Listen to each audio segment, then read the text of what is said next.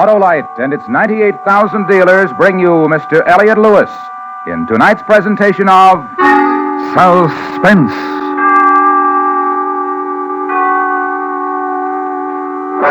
Tonight, Autolite presents a story of revenge, the desperate effort of a murderer to destroy the man who had committed him to prison.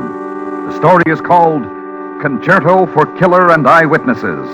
Our star, the producer-director of Suspense, Mr. Elliot Lewis.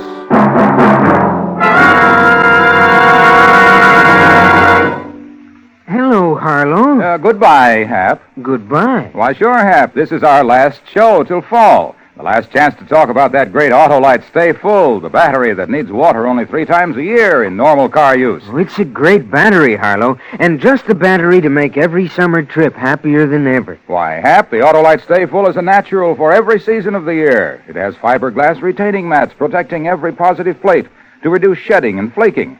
And it gives longer life, as proved by tests conducted according to accepted life cycle standards. The Autolite Stay Full is the battery for me, Harlow. So, friends, see your neighborhood Autolite battery dealer soon. He services all makes of batteries, and when replacements are needed, he has an Autolite Stay Full for your car. To quickly find his location, just call Western Union by number... and ask for Operator 25. That's me, and I'll gladly tell you the location of your nearest Autolite battery dealer. Where you can get an Autolite Stay Full, the battery that needs water only 3 times a year in normal car use. And remember, from bumper to tail light, you're always right with Autolite. And now, with the performance of Mr. Elliot Lewis, Autolite presents transcribed Concerto for Killer and Eyewitnesses, hoping once again to keep you in suspense.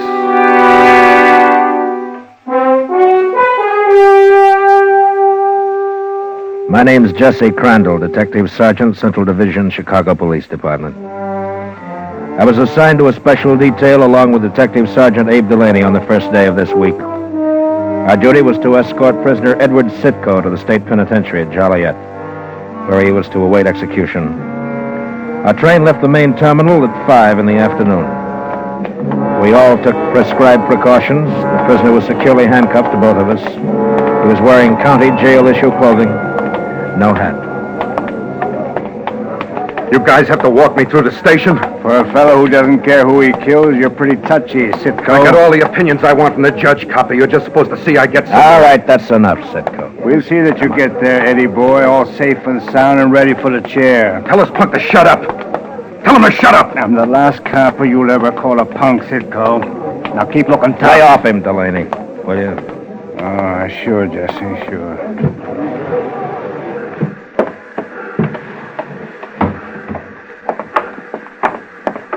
Sitko. Yeah. How come you're so stupid, Sitko? How come you trusted Dallas Kenyon when nobody else did? I never trusted anybody, ever. If you didn't trust him, Sitko, how come he knew who you killed, where you killed, when you did it?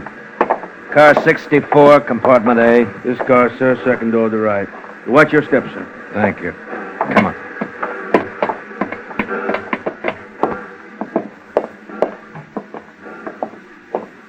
Hey, here it is, A14. The taxpayers wanted to be sure you got only the best. Did your boy Kenyon ever treat you... Shut up about Kenyon. Look, Eddie, it's too late to be tough. Yeah, Eddie. You should have been tough with Dallas Kenyon instead of that 2-bit hood he sent you out after. You killed the wrong guy, Eddie. I'm not dead yet. Maybe I'll still get the right one. Gonna write him a poison pen letter? It's too late, Sitko. You killed a man. Now you're gonna pay for it.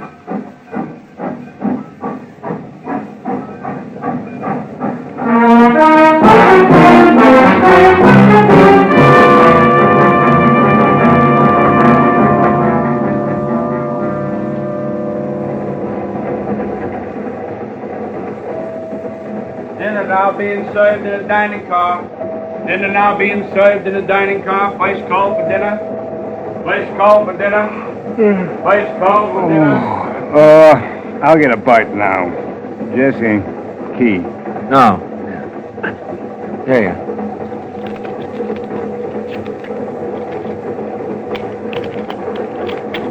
Thanks. Oh, want me to bring you back a newspaper, Sitco? Nothing in them I want to read. First guy I ever took up to the death cell who didn't want to read his own publicity.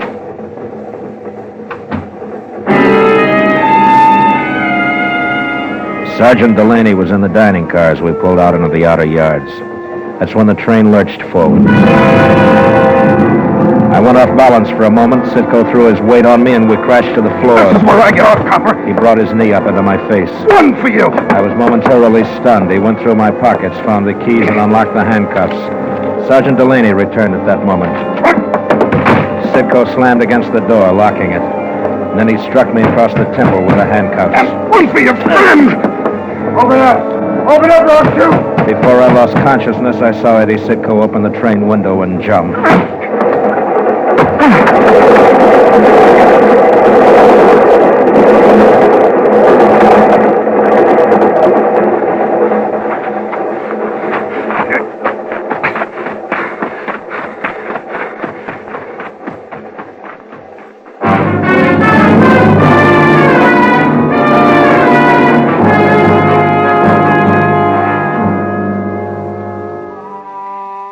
I was in my room praying for him.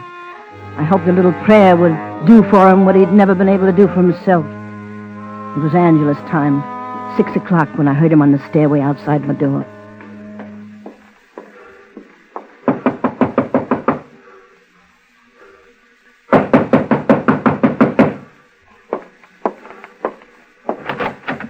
Yeah? Let me in. What are you doing here? What's the matter? Don't you like to see me? First time in my life I've been glad the trains run through this lousy, dirty neighborhood. Oh, I don't understand. Dallas Kenyon. He's waiting for me. He don't know it, but he's waiting. And I'm going to be there. I need some clothes, money, a gun. Kenyon? Oh, Kenyon.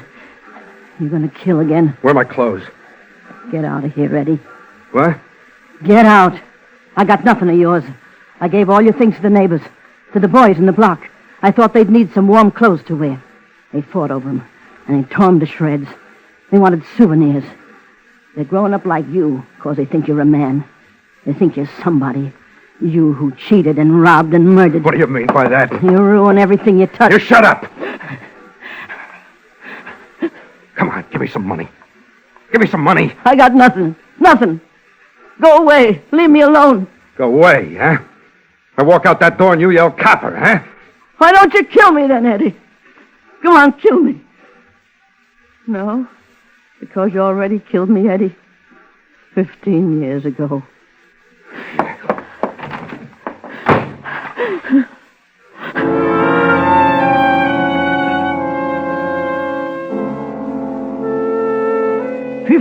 Years I've operated a legitimate business. 15 years, and nothing like this has ever happened to me. It's very frightening that such a thing should occur in a large city like Chicago. Very frightening.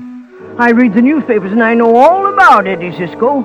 I read about his threats against this man, Dallas Kenyon, and all that, but I never thought that I, George Bartlett, would ever meet the man.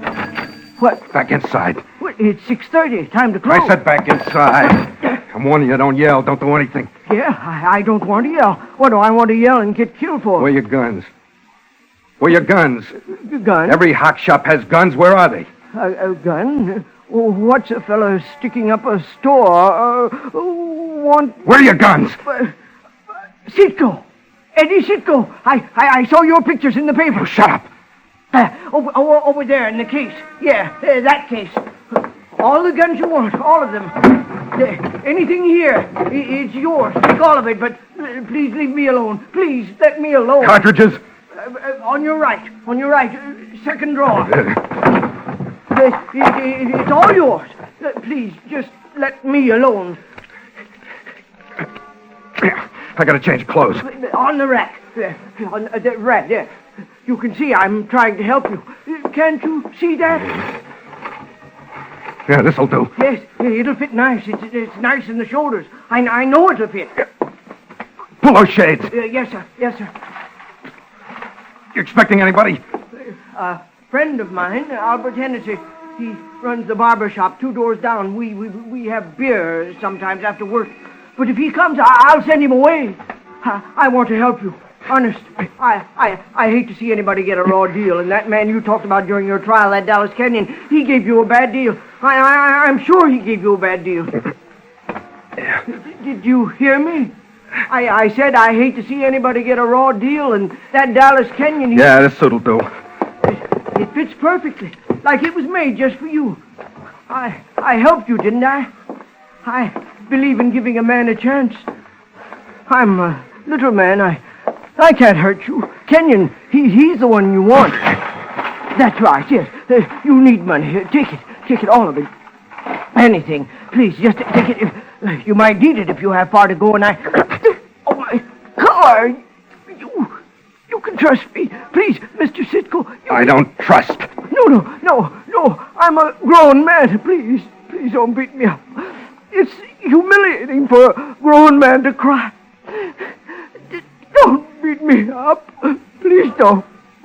Everybody ought to give a little man a break. I'll give you a break, little man. No, please, no. You just got your break.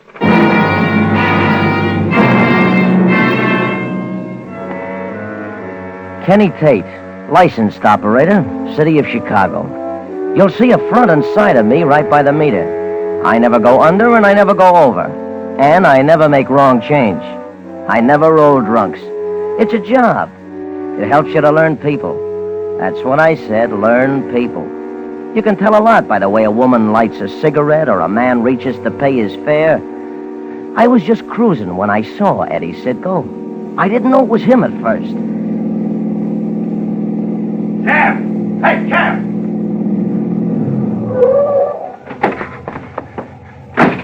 Straight ahead. I'll tell you when to turn. Right?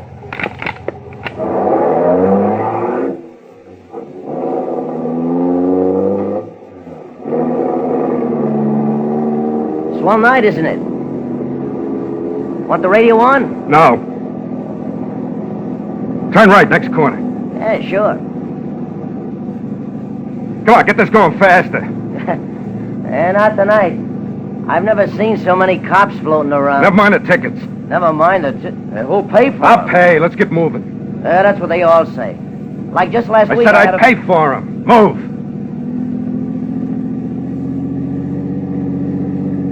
Yeah, trying to make the fights? What? I said trying to make the fights. Fights? Yeah, I want to make the fights. Oh, well then. You'll just make it. Start at 8:30. Turn here. Huh? Turn here. Thought you wanted to go to the fights. Oh, I'm sorry. I'll circle back on the next corner. It won't cost you nothing. I'll pull down the flag. Hey, would you look at that? Second squad car in a block. Wonder what's up. Wonder if they're looking for somebody. What are you stopping for? The signal, mister, it's red. Can't make a right turn in the downtown district against the stop signal.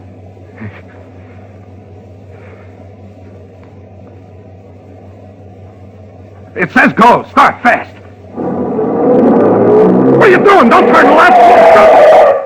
Please, Eddie Sitko's in my cab. Are you lousy? Hey, you! Come back here! Come back here! Stop or I'll shoot! Stop!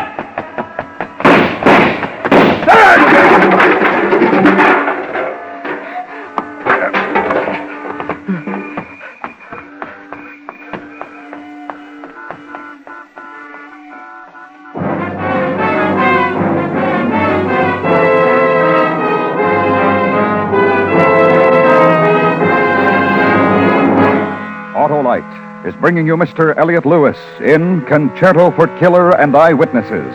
Tonight's presentation in radio's outstanding theater of thrills, Suspense.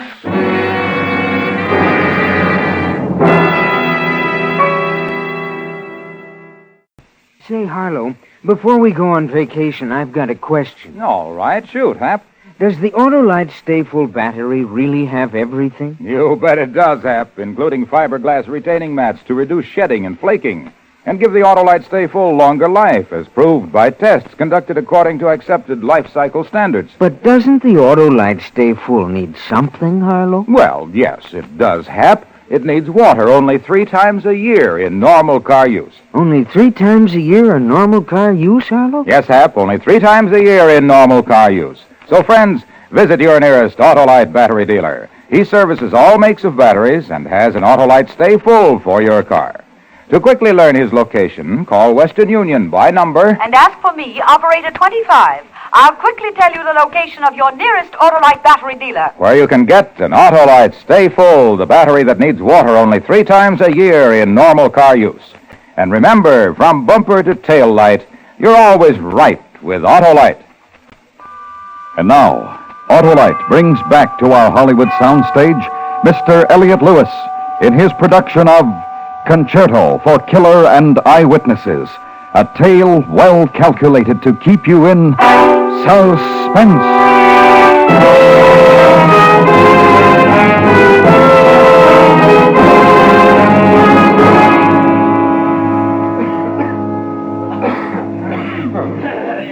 And next, ladies and gentlemen, number 18 in your catalogs. This beautiful Ming-type vase. Put it up under the light, boys. And turn it for the folks. That's right. Now, can we start the bidding at $60? Do I hear $60? $50? Do I hear $50? All right, then, $45. Do I hear $45? I tell you, folks, it's worth your life getting anything sold here tonight. Now, look at this box. Now, Can I help you, officer? Anybody come in here in the last 10 minutes? Well, a lot of people. Okay. The auction's $30 just starting. A tall man, heavy build. No one is Maybe had a $30. bullet wound.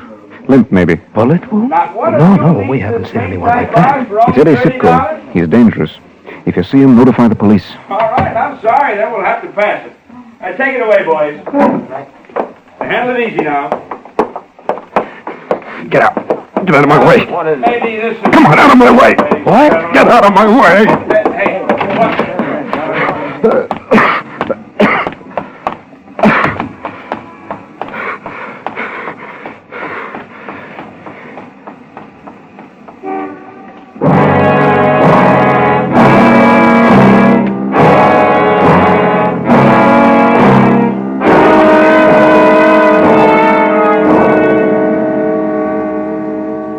That Cougat's great. Great! I seen him once when he was at the Roxy and Oh, yeah.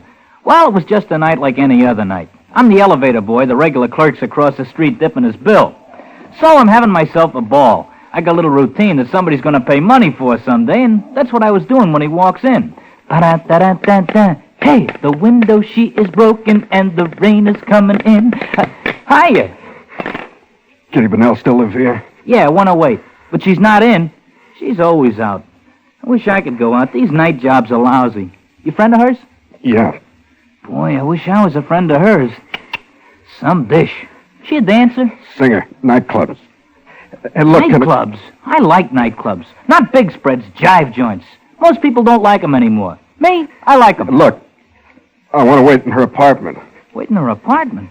Oh, gee, I don't know. No, she knows me. I'm her agent. Well, I'm not supposed to, buddy, and I haven't seen you around. Well, I've been out of town.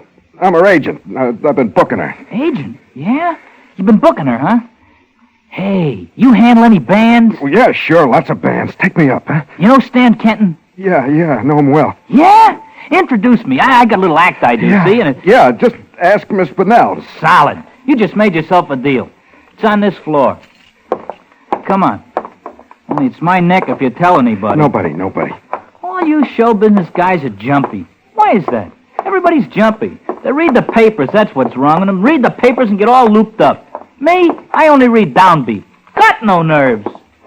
This is it. Here you are, and don't forget my knockdown to Kenton. Tomorrow. Fix it up first thing tomorrow. You want me to shut that window? No. Well, okay. She said she'd be back in a few minutes. She said, Mañana, mañana, mañana is good enough for me.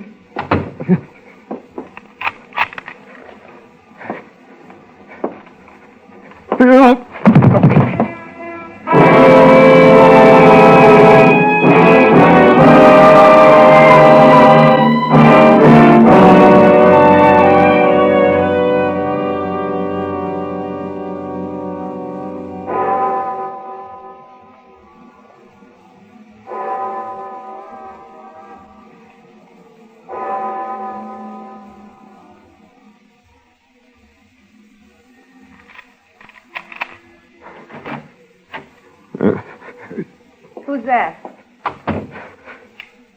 Eddie. Eddie. Oh, Eddie, I can't believe it's really you. Didn't he tell you outside? Didn't he tell you I was here? Nobody told me anything. Eddie, how? Never mind now. You're going to help me the rest of the way.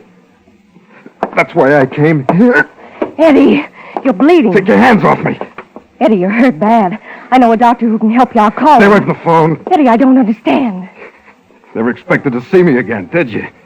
Nobody expected to see Eddie Sitko again. He's all through, isn't that it? Good old Eddie. Wrapped up in a murder rap, isn't that it, Kitty? No, Eddie, no. That isn't it at all. You're wrong. Well, I'm right about one thing. Kenyon sent me up there.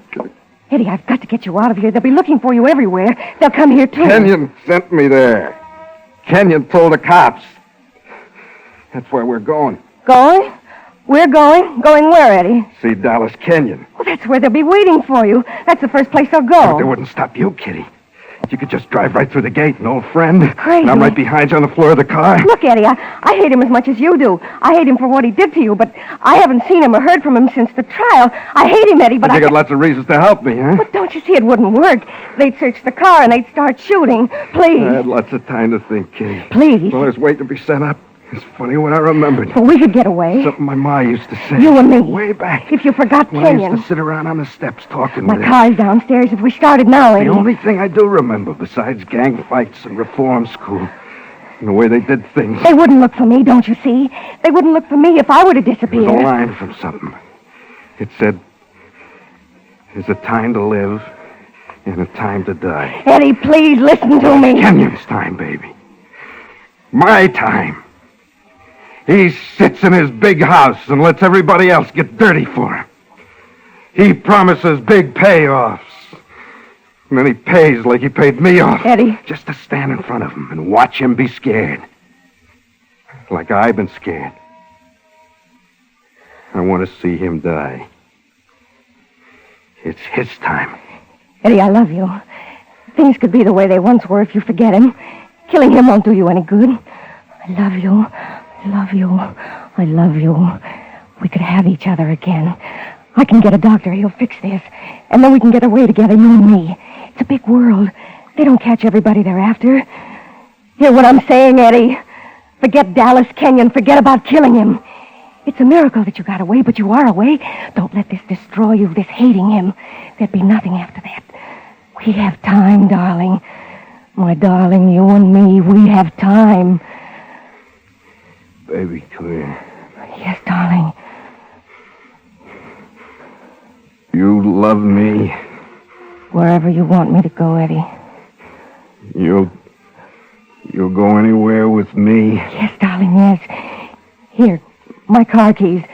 Drive around the back and I'll pack. What's wrong? You want me to leave you alone? I don't understand. You want me to leave you alone?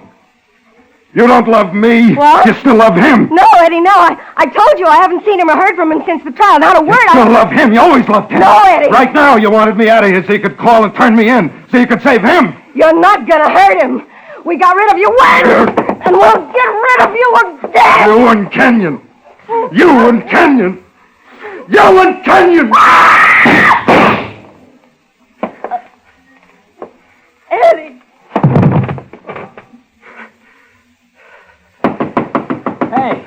Hey in there. Hey.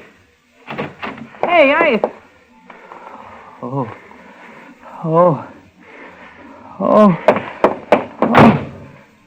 Help.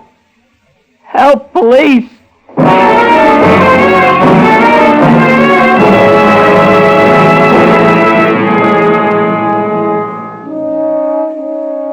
I was in the Kenyon home that evening in reply to an urgent call. I became alarmed when a police cordon was established, but I never dreamed that it would come to what it did. Of course, this man Sitko had no way of knowing that I was in the house. I don't know how he got in without being seen. I was standing on the top of the landing in front of Mr. Kenyon's room when I first heard him in the hall below. He'd entered, I imagine, through the basement. He looked about to see if anyone would interfere with him. Then he saw me. He was wounded in several places, the shoulder, chest, I believe, His face was extraordinary, a mask of pure hate. I stood and watched him as he came up. You. Where is he? Do you mean Mr. Kenyon? Which room is it? Come on, move. This is Mr. Kenyon's room. Out of my way. Come on, get out of my way. The sheet. What's the sheet covering him up for? I'm the undertaker. Mr. Kenyon died of a coronary attack an hour ago. No! No! No!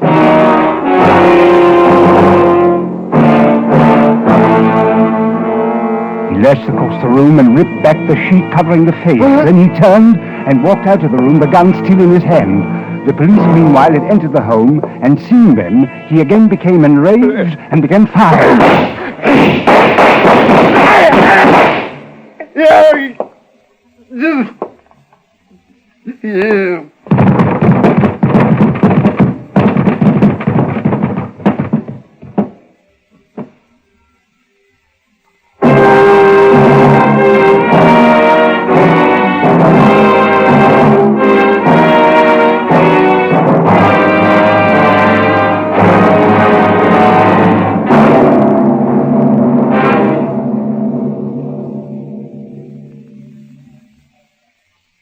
Suspense, presented by Autolite. Tonight's star, Mr. Elliot Lewis, will return in just a moment. Music for Suspense is composed by Lucien Morawick and conducted by Lud Gluskin. Concerto for Killer and Eyewitnesses was written for Suspense by Arthur Ross and E. Jack Newman and produced and transcribed by Elliot Lewis. In tonight's story, William Conrad was Jesse Crandall. Martha Wentworth was the old woman. Junius Matthews was the pawnbroker. Sidney Miller was the cab driver. Gil Stratton Jr. was the bellhop. Charlotte Lawrence played Kitty Bonnell, and Jay Novello played the undertaker. Others in the cast were Byron Kane and Jack Crucian.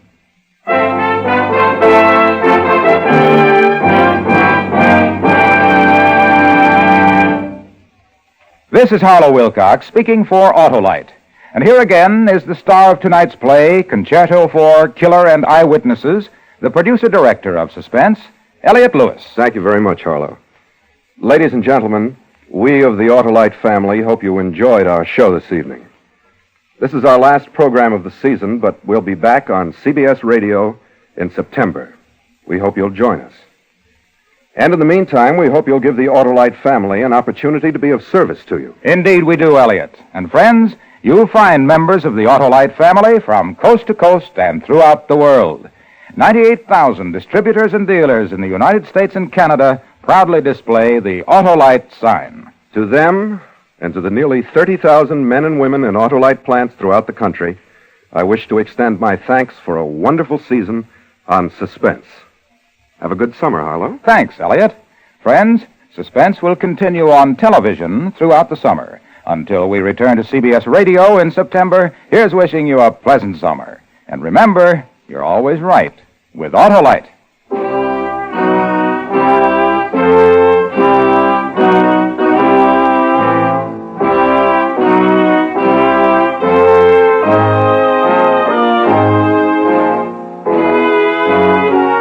This is the CBS Radio Network.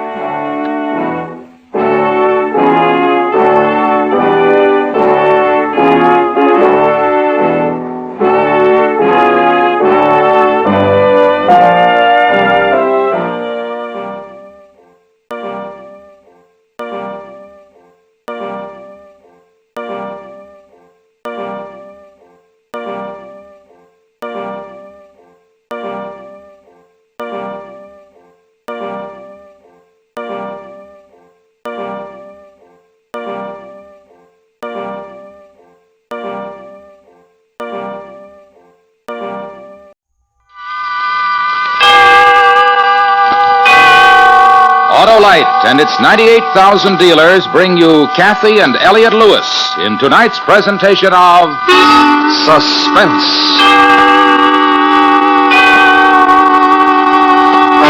Tonight, Autolite presents the story of a man who had everything to live for and committed murder to prove it to himself.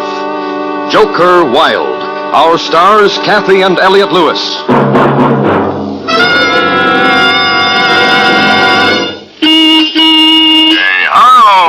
Why, it's Oscar, the super smooth and scintillating sedan. Super smooth is right, Harlow. I'm equipped with an Autolite electrical system. Ah, there's none better, Oscar. And it's because your Autolite electrical system is designed to operate as a team with all units and component parts related by Autolite engineering design and manufacturing skill to give you the smoothest performance money can buy. I know how important the electrical system is, Harlow. Sure you do, Oscar. And you know, too, how important it is to have only Autolite original service parts used when replacements are needed, because only these parts are designed by Autolite engineers who design complete electrical systems used as original equipment on many leading makes of our finest cars, trucks, and tractors.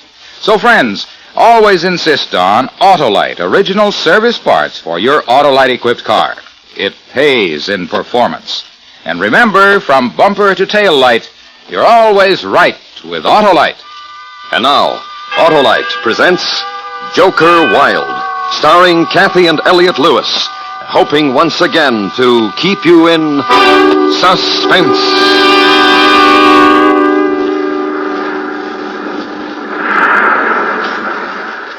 Well, if you think I'm pretty, Mr. Malloy, I suppose it's your right to think so. Oh, you are, Rosalie. You're Very well. Let us concede the point.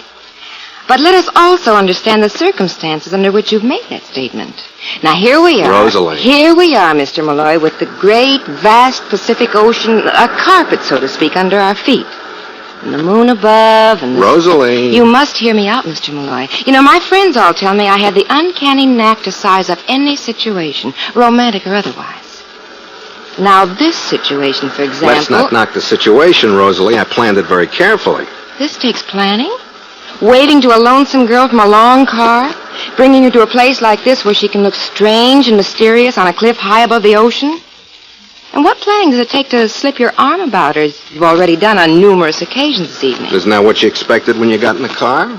At first, I confess I was very flattered, Mr. Malloy, being who you are. Having seen your movies, having heard you weekly on the radio, a famous comic personality like you, what girl wouldn't be flattered riding with Harry Malloy? Come here, Rosalie. Why should I do that? I want to talk to you. I want to tell you something. Very well. Now, what is it? I'm a comedian. You haven't been very funny this evening. I know. You see, this is an important evening for me. It's not a time to be funny. You might not believe this, but I've been looking for a girl like you. Some line. For a girl exactly like you. For the last several nights, I've been riding around the city just looking. I saw you, and I watched you for a long time. Watched me? I was driving along, and I saw you come out of that restaurant. I parked. I saw you walk towards the corner. I followed you. Let me tell you this, Mr. Malloy. If I hadn't just missed my bus, you never would have gotten me in your car. Don't you like me, Rosalie? Personally, you're a big disappointment. When I get home tonight, I'll tell my mother and father I met Harry Malloy, and he's not funny. He's not at all like... No, you won't tell them that. What? Nothing. It's very chilly, Mr. Malloy, and I've seen enough of the vast Pacific from a cliff. You may take me home now. Now, wait. You may take me home now, please. Listen, Rosalie. You say you saw me in pictures. Yeah, every one. Which ones you like best? Are you taking a poll, Mr. Malloy? Just tell me, which ones you like best? Very well. The one where you dressed up like a girl as a disguise. Gee, you were funny. I saw it 3 times. You know that thing you did, that funny way you walked? You like that, huh? Oh, it was a scream. I screamed, I know that. I guess everybody did. I'll do the bit for you. Come on, get out of the car. That's it. Now, give me your coat. You mean it? Sure, I mean it. All right. Gee, wait till I tell Mom and Pop. Yeah. There we are. Turn your head, Rosalie. I'm going to roll up my pants legs. There we are. And this one. You can look now, Rosalie. Can you whistle? Sure. Whistle. Yeah, I know just the tune.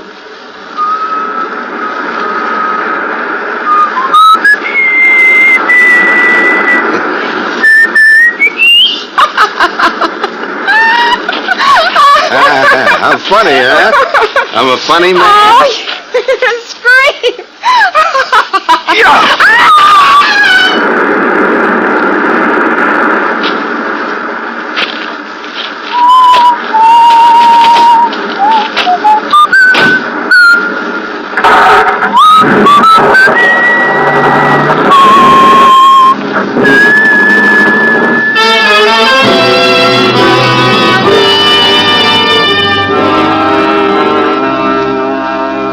The fact that I just killed a girl doesn't change a thing. I create comedy. I stand up on a stage, or my picture's on the screen, or I stand behind a microphone. People laugh. How'd that girl say it? An uncanny knack. That's it. And it's been going on for 22 years. Think about it. 22 years making funnies. It's quite a nice life. Big cars, 3 of them, big house, 2 of them, 1 in Palm Springs, 1 in Hollywood. Money, lots.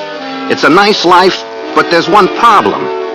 No one takes me seriously.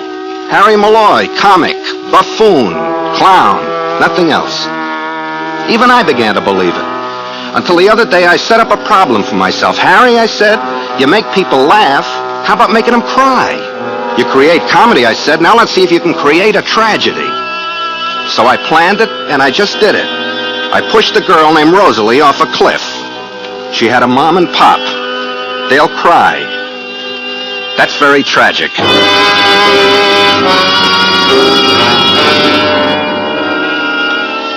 You know, the next couple of days I felt great. You know the feeling. You set your mind to do something, and you do it. And you tell people about it.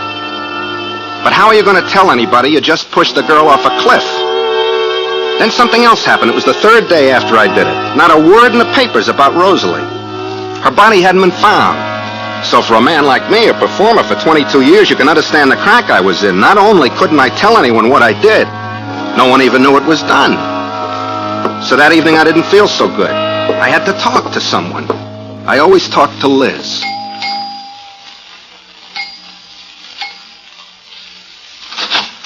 Harry, lover, come in, wherever you are. Freddie, that's what we got.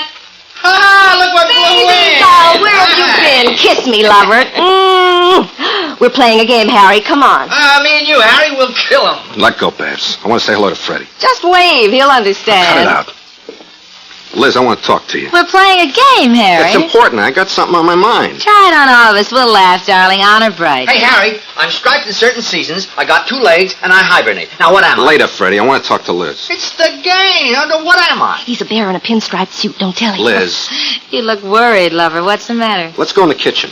For a drink of water, Harry? I haven't had an invitation like that since I was 14. How about that kid's Harry asked me into the kitchen? Why, I haven't heard that since I was 12. Let me know what happens, Liz. I can't remember. Please, Liz. Sure. Close the door. What's the matter, honey? I want you to tell me something. All right, lover, you name it, you've got it. What kind of a man am I? That's the game Freddie and Babs are playing. I mean it. I want you to tell me. You're 4 square, kind, courteous, loyal, obedient, and trustworthy.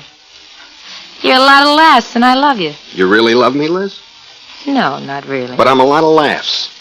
For 10 years since I've known you, up until just now, honey. Just now, you're dull. All of a sudden, I'm not a big yak, and all of a sudden, I'm dull. Is that the way it is? That's right. I'm going to tell you something, Liz.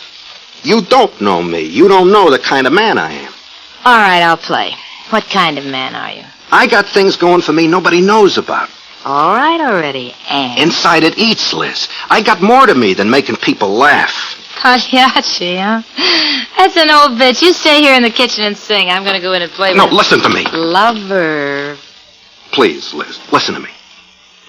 Make it brief, Harry. 3 days ago, I did something. Something naughty? Now, listen. I've got to tell you about it. I got to tell somebody about it, or it's no good. You flipped? I'm not just a clown, Liz. That's what I'm trying to tell you. I did something important, something big. This is the last bite I'll give you, Harry. What did you do? I made somebody cry. Harry. What? These are the jokes, huh? These are the jokes? I did it! Guess what I am? I'm a fuzzy bear in a pinstripe suit. See, Harry? Freddie knows what he is, so I'm going to tell you what you are. A comedian. You're a funny fellow. When you're not funny, Harry, you're dead. Let's have laughs, huh?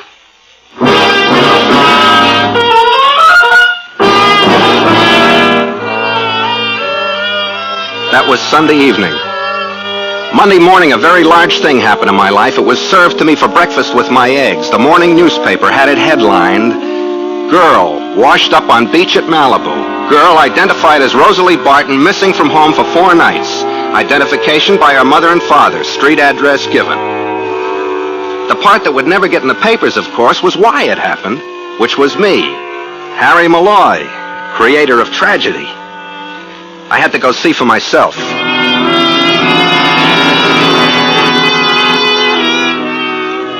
Rosalie Barton lived in a cheap little California bungalow. 1 floor, 1 palm tree, a geranium bed that needed watering. One thing was funny, though. Have you ever noticed the audience a tragedy gets, especially when it's for free? Well, the Barton house didn't have it. They should have been all over the lawn, onto the pavement, neighbors, kids, the people who hop in their cars and come from all over the city to look in on tears. But no, nobody around. I parked my car a couple of blocks away and walked to the house, up the path, onto the porch, near the window. I looked under the drawn window blind to see what I was looking for. Hysterical parents, bewildered, grief-stricken. But I only saw a room, no people. And I saw this. Near the window, a high boy. And on it, a picture of the dead girl, looking at me and smiling at me. I looked, too. I couldn't see anything. Huh? They're still at the funeral parlor, her mother and father. They must be very upset, huh? No, they're taking her real good. I live right next door, and I came over to see them last night, and they're taking it real wonderful. Didn't even cry. Oh. Hey. Yeah? Aren't you Harry Malloy? Yeah. What do you mean the parents didn't cry? Well, aren't you? Well, sure you are. Didn't they love their own daughter? Why didn't they cry? Well, if they did, nobody saw. Hey, what are you doing here, Mr. Malloy? Well, it happened. I was just driving by. Oh, just driving by. No, seriously. I'd read about what happened. Seriously? You seriously? Well, yeah. I'm trying to tell you Hey, that Jonesy, look who's here. Harry Malloy. Hey, no, wait. This is my neighbor, Jonesy. Harry Malloy. Hi, Harry. How are you? Hey, you gonna be here a minute? I want to get my wife. Get your wife? What do you need your wife for? He kills me. Wait a second. Hey, Reba. Reba, come here a minute. Jonesy never does a thing without Reba. You'll like Reba. She's a great giggler. Yeah, well, I gotta go. Oh, come on. Stick around, Mr. Malloy. The whole neighborhood feels bad about what happened to Rosalie. Oh, stick around. You want funnies now? A young girl, someone you knew, murdered, and all you do is laugh. It's a funny face you make. Hey, here's Reba. Hi, Harry. What are you laughing about? I haven't said anything. Some giggler, huh, Harry? All right, calm down now. I want to tell you something. Reba? Reba. Seriously. I want to tell you all why I'm here. I read in the newspaper about a girl's being killed. And I was driving by. He was driving by. Get this. Go on, Harry. I was driving by. Just like a similar situation happened to me once before.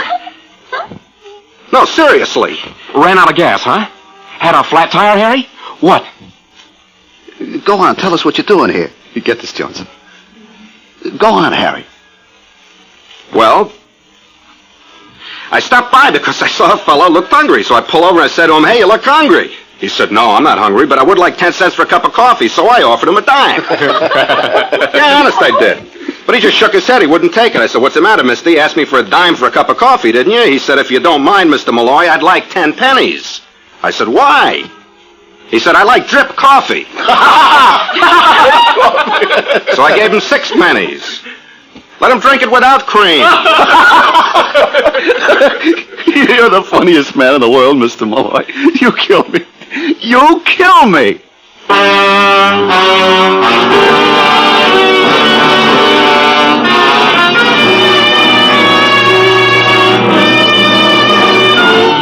Autolite is bringing you Kathy and Elliot Lewis in Joker Wild. Tonight's presentation in radio's outstanding theater of thrills, Suspense.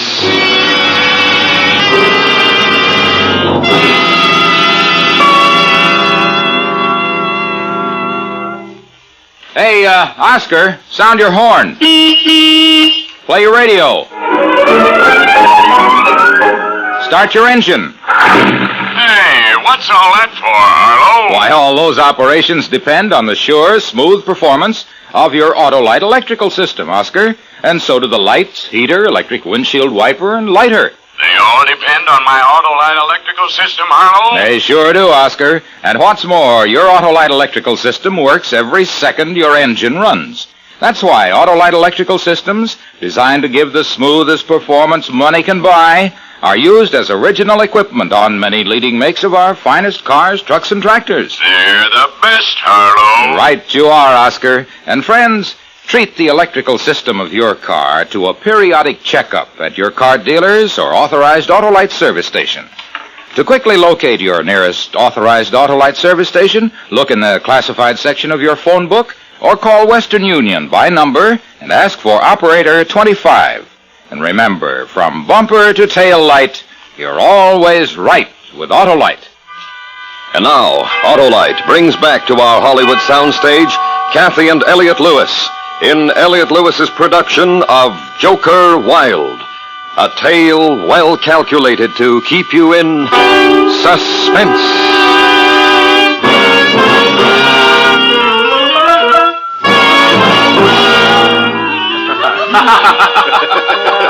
I told them jokes and they laughed.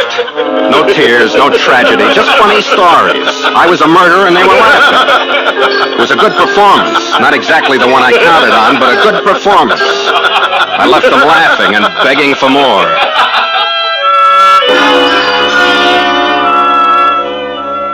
But still there was the need. The need to tell somebody, make somebody believe me. I'd done the biggest thing in my life. And a good performer deserves appreciation, an audience. The size of the house didn't matter. Go back to Liz. Try again.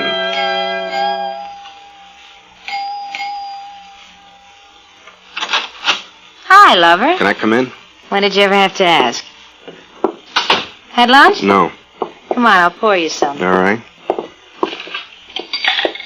Harry? What? What was wrong with you last night? I tried to tell you, you wouldn't listen. Ah, lover. Was I mean? Yes. Yes, you were. That's my Harry. Drink your drink. Yeah. It's to us, Harry, nothing at all. Huh? What is it, Harry? You have this morning's paper, Liz? This morning's paper. Here, read this. About the drowned girl? I read it this morning over coffee. What about it? What kind of a man do you think could have done this? Done what? Murdered her. Pushed her into the ocean. Give me the paper. Where does it say she was murdered? Here. Was pushed. Or fell. You want a new kick, Harry? What's the matter with you? Liz, do me a favor, will you? Sure. Do it my way, will you? Let's just play she was pushed into the ocean. What kind of a man do you think could have done anything like that? A nut. Uh-uh. Look, I don't get this. What's it to me about this girl? What's it to you? I'll tell you what kind of a man did it. A man of cold intelligence. A crazy man. A creative man. One who wanted to express himself in a profound... Profound. Oh, brother, a nut. You listen to me. I'll tell you what kind of man murdered that girl. I know. Now, you just listen. It was getting funny, lover. I'll just answer the phone. I'll be right back. Hello? Hi. That's nothing. Nothing at all. Harry's here. Oh, huh? How was it? Yeah, I thought so. I have to see it myself. What? What? I can't hear you, darling. Hold on a minute. Harry, do your London bridges later, huh? Yeah. Where were we? Oh, yeah. Yeah? Just like that, huh? That's life. Sure, darling, of course. What? Oh. What? I guess so. I guess it could be arranged. Of course I can keep my mouth shut. You know... Wait a minute. Will you? Harry! Harry, I'm trying to talk to... Harry! Harry, Squint, I'll call you back.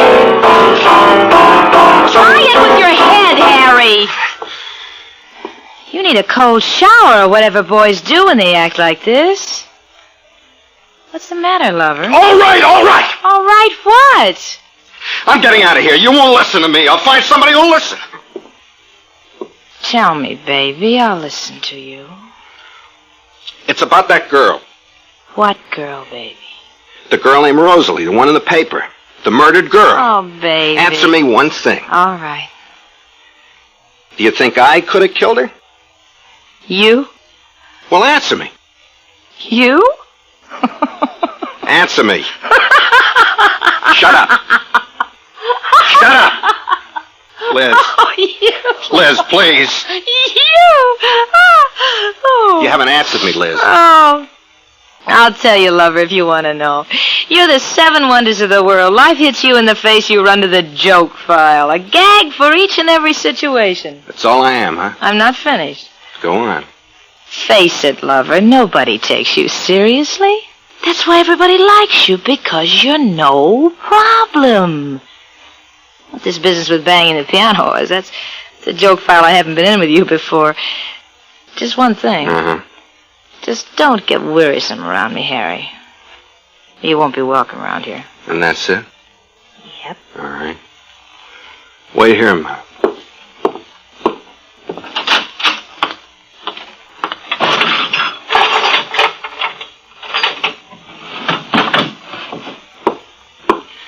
I'm borrowing your carving knife for a minute, Liz. What for? You see, Liz, there's no use trying to tell you something. I gotta prove it to you. This is going to be great. It could be at that. What's it going to be, Harry? I'm gonna kill you. That's my Harry. Yeah. What's my bit, lover?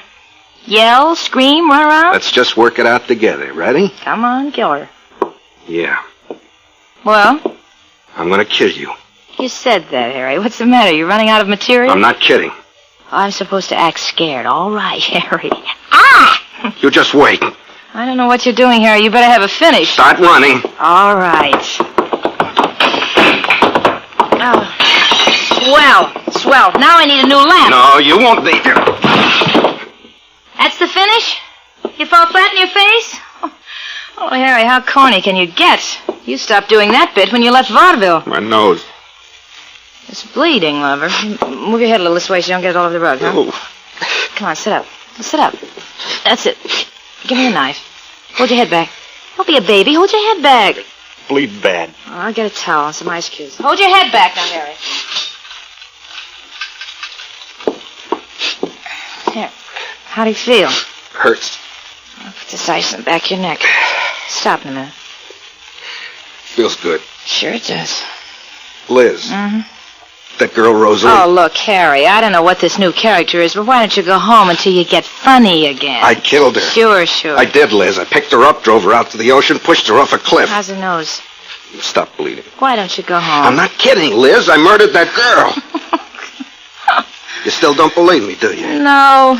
I tried to kill you, too. Well, you'll work it out. We'll practice sometime. Liz? Mm-hmm. Liz? Don't you see, Liz? I'm not kidding. I never was kidding. I've got to kill you to make you believe me. Kill you, Liz.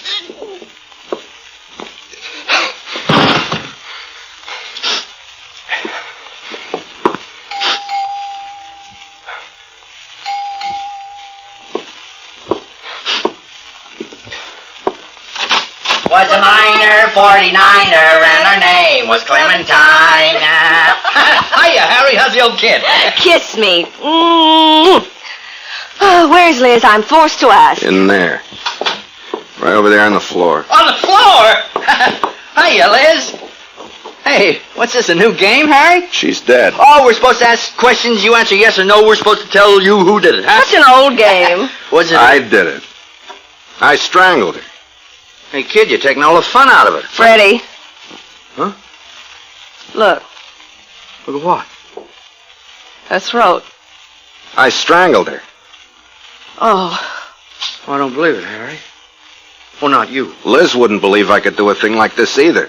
Look what happened to her. I can't believe it. I can't believe it. You will. Stick around for police, Freddie.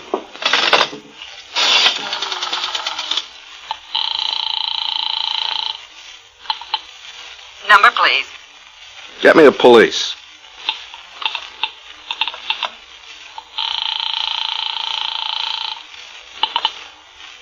Precinct, Sergeant Thor speaking. This is Harry Malloy, Sergeant. Harry Malloy, the comic? That's right. I'm at 5... Harry, hi, Harry. What's on your mind? I just murdered a woman. What? I just strangled a woman. Several days ago, I threw a girl off the cliff. And tonight's your night for strangling her. Have a nice party, Harry. Now, listen, I'm not kidding. I killed a girl. I killed 2 girls. Sure. I'm a murderer. Don't you believe me? I'm a murderer.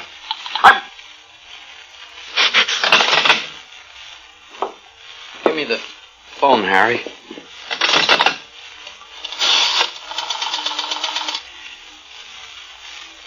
Give me the police, operator. Police? I want to report a murder. 595 East Channel Drive. My name? Fred Goodwin. Thank you very much. I'll be right over, Harry. Harry, why? I'm quite a guy, huh? Answer me. You're quite a guy. Harry. Listen to her, Freddie. She's crying.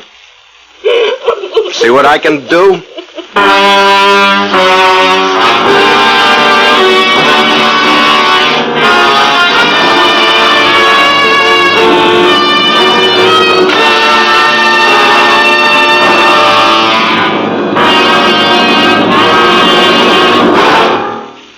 Suspense. Presented by Autolite. Tonight's stars, Kathy and Elliot Lewis. This is Harlow Wilcox speaking for Autolite, the world's largest independent manufacturer of automotive electrical equipment. Autolite is proud to serve the greatest names in the industry.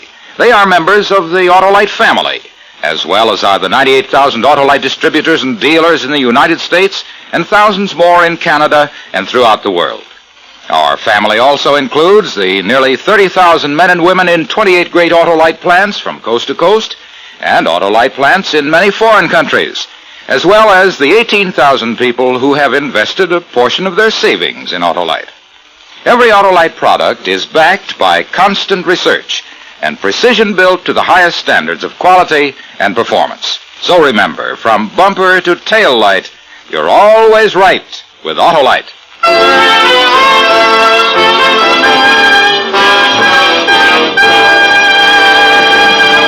Next week, the true story about the solution to a murder. The documented report of a policeman's patience, intelligence, and bravery. The Man with Two Faces. Our star, Mr. Lloyd Nolan. That's next week on Suspense.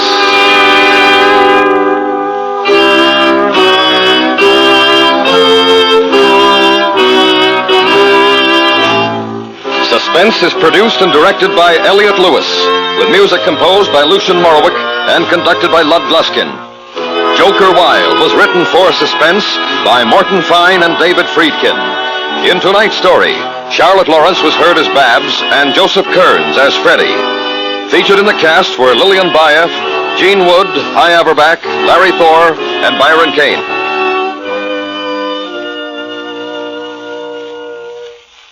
Autolite takes this opportunity to pay special tribute to the automotive wholesalers of the nation who this week will be attending the Automotive Service Industries Show in Atlantic City.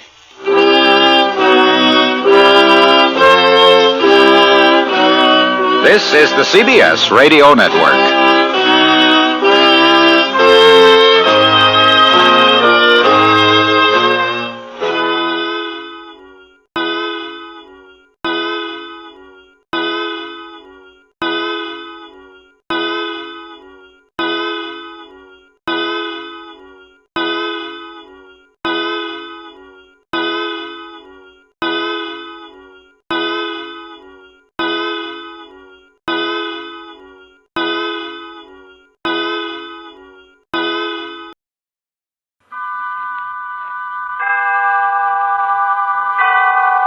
Autolite and its 98,000 dealers bring you Mr. Herbert Marshall in tonight's presentation of Suspense.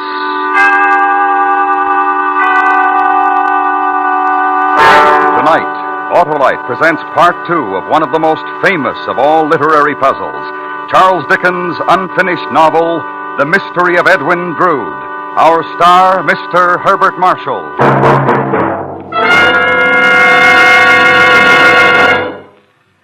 Hello, Senator. How's our legislative leader? Harlow, what's this I hear about you being up for assault and battery? Oh, that's a Stay Full battery, Senator. The Autolite Stay Full. That fit, fine, and famous battery that needs water only 3 times a year in normal car use. Then you're not in trouble. Ah, not with an Autolite Stay Full, Senator. Fiberglass mats protect every positive plate against shedding and flaking to give the Autolite Stay Full battery longer life, as proved by tests conducted according to accepted life cycle standards. And my Autolite battery dealer will substantiate that story, Harlow? He sure will, Senator, and he's the expert who services all makes of batteries. Friends, to quickly locate your nearest Autolite battery dealer, call Western Union by number. And ask for operator 25. I'll gladly tell you the name of your nearest Autolite battery dealer, where you can get an Autolite Stay Full. The battery that needs water only 3 times a year in normal car use. And remember, from bumper to tail light, you're always right with Autolite. And now, Autolite presents Charles Dickens' The Mystery of Edwin Drood, starring Mr. Herbert Marshall, hoping once again to keep you in suspense.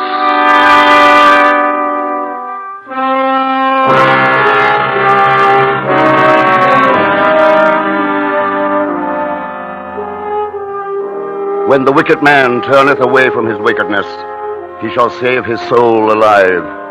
So it has been said, so it has been written. But what of him who strives to turn away in torment and desperation and finds that he cannot? What is it that will happen to him? What is it that will happen to me?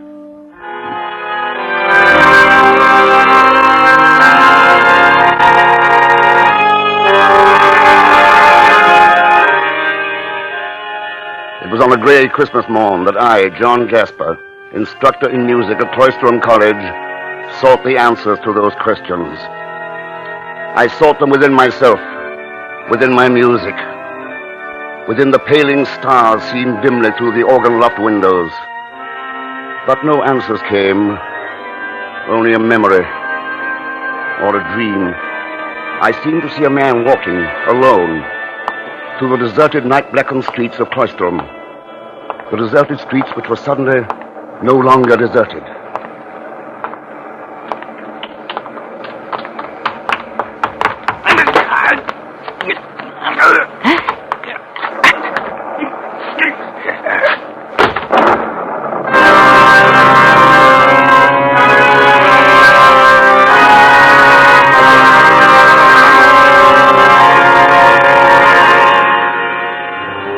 Then the memory was gone. The dream was over. And I was at my gatehouse lodgings looking for him who should have been there, looking for the man I suddenly knew would never be there again. Edwin! Edwin!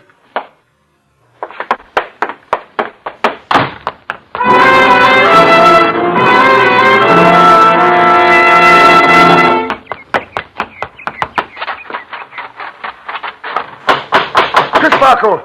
Dean Crisparkle, open up! It's John Jasper. Open up, I say! Jasper? What is it, man? My nephew, Edwin Drood. Where is he? Edwin? Yes, he went to the river last night to look at the storm with Neville Landless. With Neville? Yes, and he never came back. Where is he? Ask Landless where he is. Neville's not home either. Not home? I'll be down directly.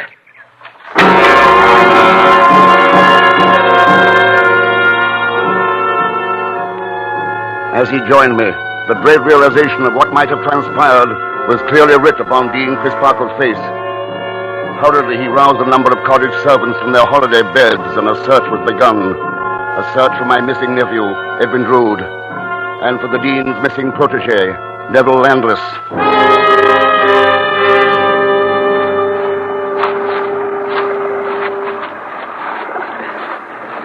There it is.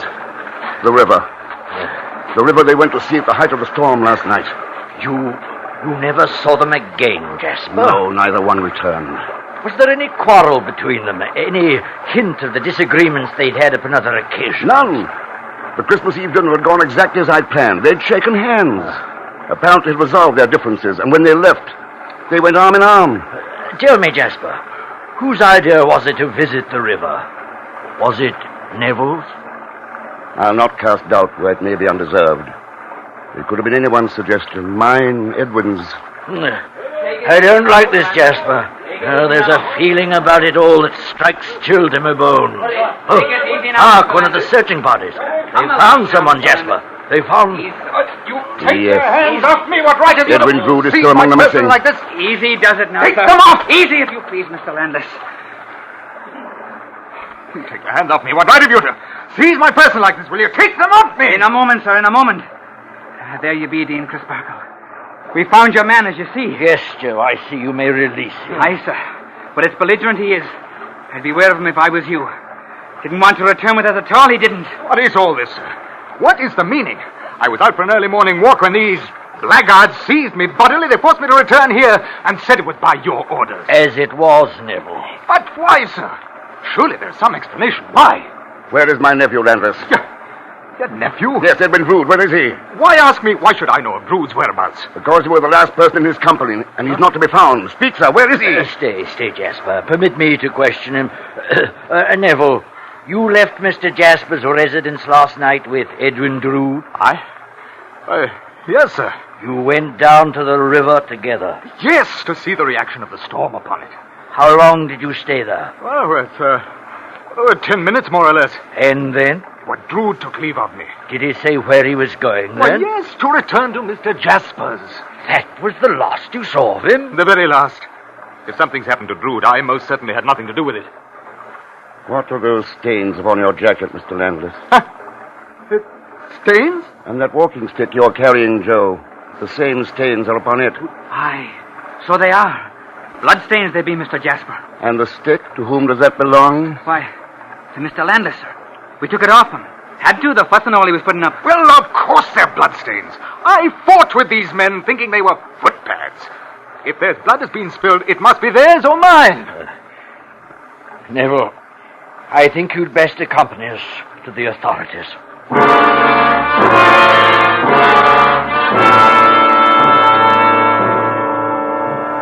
At my suggestion, we repair to the residence of Cloisterham's Lord High Mayor, Mr. Thomas Sapsea. And as we stood there in his parlor, the rendering of authority was as I knew it would be. Not unlike the person of Mr. Sapsea himself. Unimaginative, dull, stupid.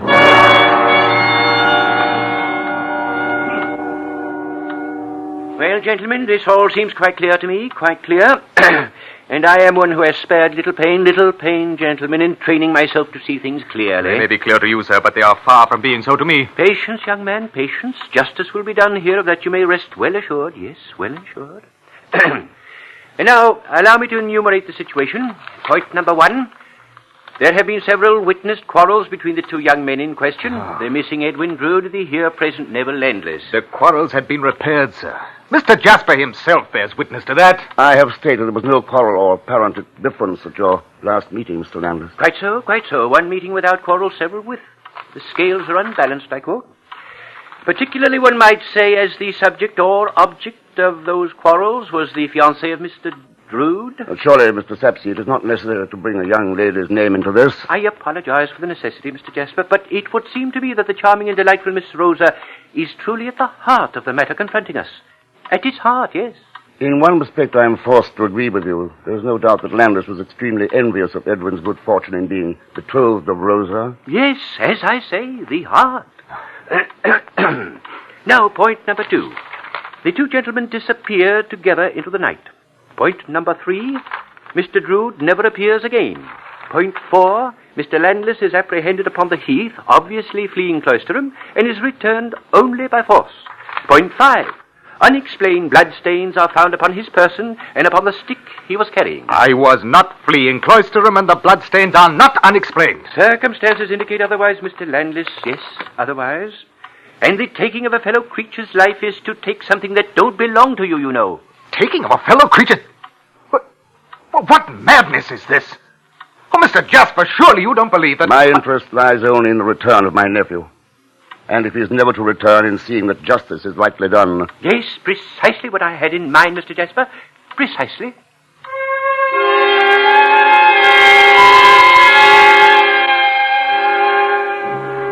My further suggestions to Mr. Sapsea were immediately carried out. Placards were posted, the river dragged. A feverish search began. Days went by, then weeks. And the end result was nothing. No trace of Edwin Drood was ever found.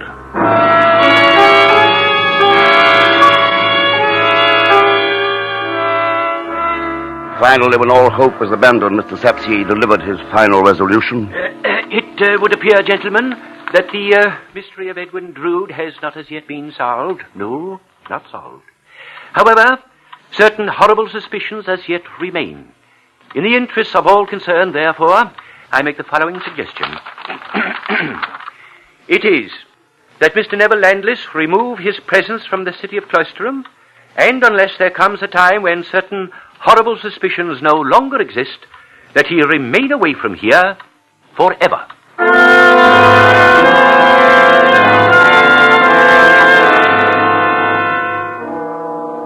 Late afternoon of that same day, I went to see Rosa.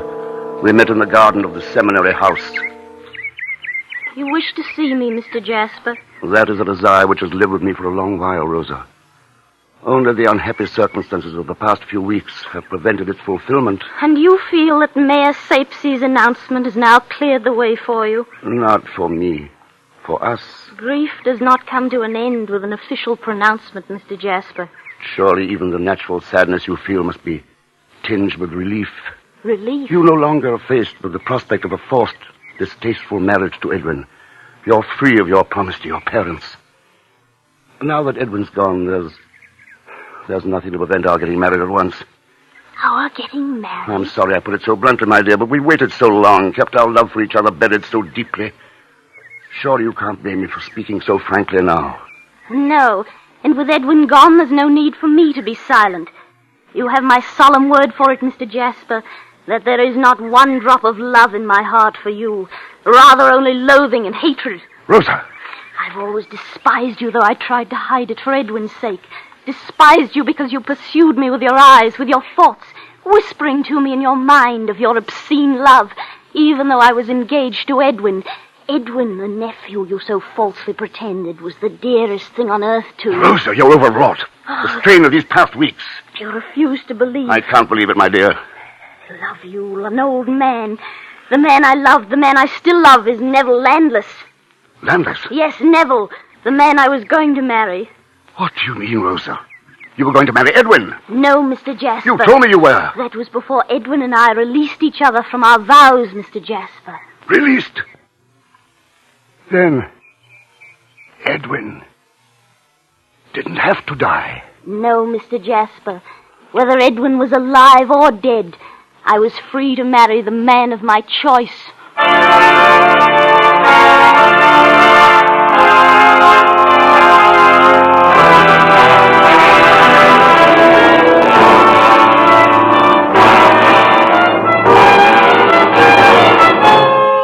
Autolite is bringing you Mr. Herbert Marshall in The Mystery of Edwin Drood. Tonight's presentation in radio's outstanding theater of thrills, Suspense.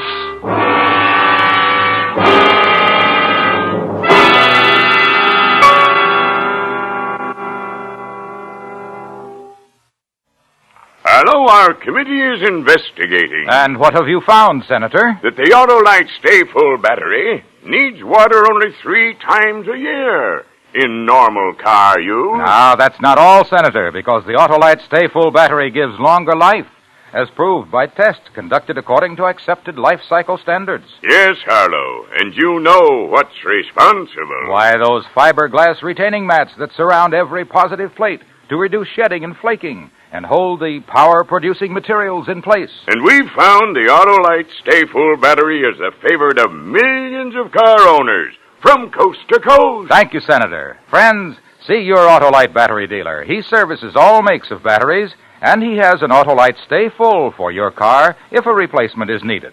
To quickly locate him, phone Western Union by number and ask for Operator 25. I'll tell you the name of your nearest Autolite battery dealer, where you can get an Autolite Stay Full, the battery that needs water only 3 times a year in normal car use. And remember, from bumper to tail light, you're always right with Autolite.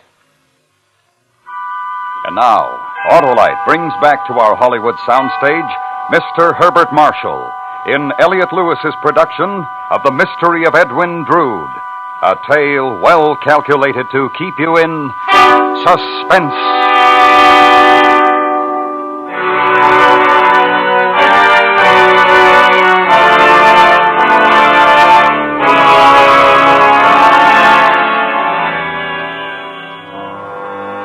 How does one relate the ending of a world, the stunning collapse of all that has meaning, of all that is life? I will not attempt to do so. For everything that can be said was said on that fateful afternoon. And so the story of Edwin Drood was over. Or so I thought.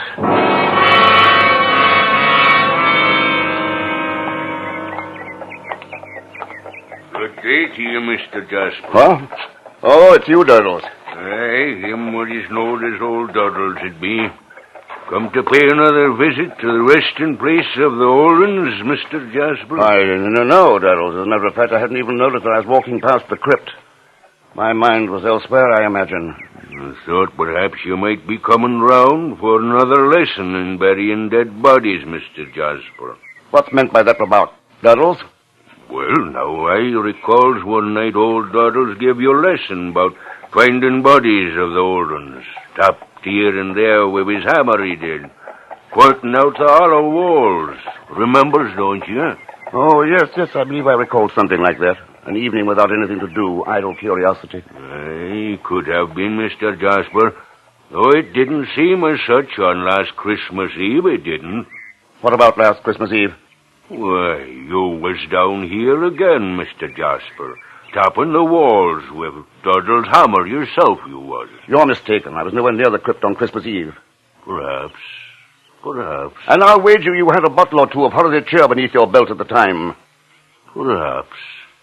Though I would have swore it were you.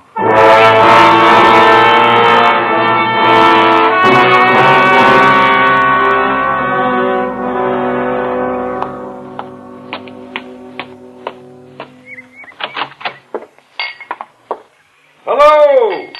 Come in, Mr. Jasper. Come in. And who may you be, sir? Datchery's the name, Dick Datchery. Came calling, found you out, made myself at home. So I note. This? Favorite of mine, mulled wine. Thought I'd prepare, honor the occasion and all. The occasion of an absolute stranger making himself at home in my lodgings.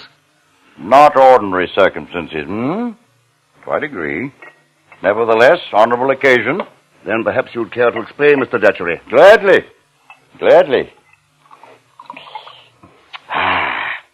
Perfect, sir. Won't you join me? I'm awaiting that explanation, sir. I bring you greetings, sir. Greetings from whom? Your dear boy, Mr. Jasper. Greetings from Edwin Drood.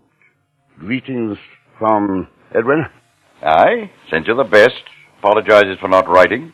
Trust you're not worried. Told you, didn't I? Honorable occasion. Indeed, this is an occasion, Mr. Datchery. I've been worried sick about the dear boy. You found him well? Blooming, best of health. Where is he? Where did you meet with him? London, some lodging house. Kept meeting on stairs, natural thing. Of course, quite natural.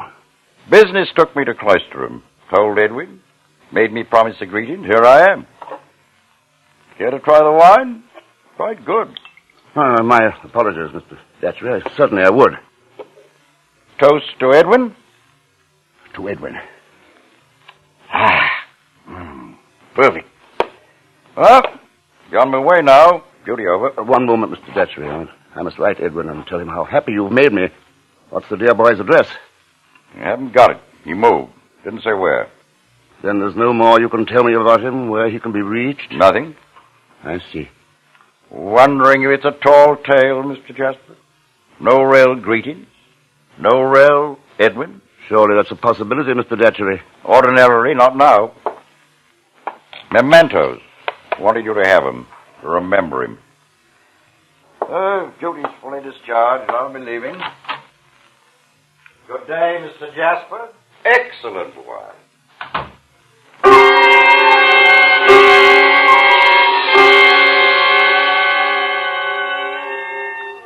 I scarcely heard him leave, this Mr. Datchery. I was staring at the objects he'd placed upon the table. A watch and chain. Edwin's watch and chain. He'd been wearing them the night of the big storm. The last night he'd been seen alive. Mr. Datchery! Mr. Jasper, one moment, please. Good afternoon, Rosa. Oh, have you heard the news, Mr. Jasper? What news, Rosa? It concerns Edwin Drood. Edwin? Yes, he's alive, Mr. Jasper. Edwin's alive. Oh, did you hear me, Mr. Jasper? Did you hear what I said about Edwin? He's alive. That's a rather astounding statement, Rosa. I know. I could scarcely believe it myself, but here. This came to me in the post today from London. It's a letter from Edwin. Oh, isn't it wonderful, Mr. Jasper? We were all so certain that he was dead, that someone had killed him on the night of the storm. And there in your very hand is the proof that he's alive.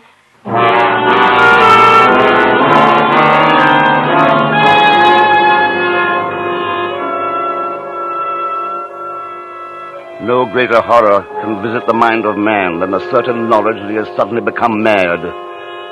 And such was the horror which dwelt within me that fateful day. For it was the only explanation that was left. Edwin was dead. He had to be.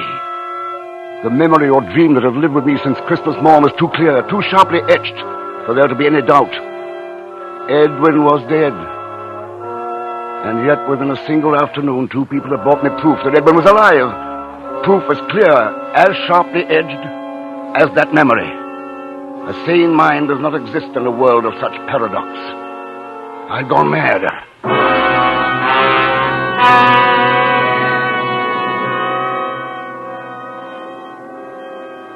Time finds no haven within the dread confines of madness, nor was that day an exception. Somehow, without my knowing of it, the day was gone. In what had been a sunlit sky, a night-darkened storm lay muttering ominously. My mud-spattered gaiters, bone-weary legs spoke mutely of hours of aimless wandering, hours of doing fruitless battle with that thing of horrible wonder, a part, which was now my mind. And then I was where I'd been destined to be all along, the one place where the truth could be found, incontestable truth. I entered the venerable crypt of Cloisterham.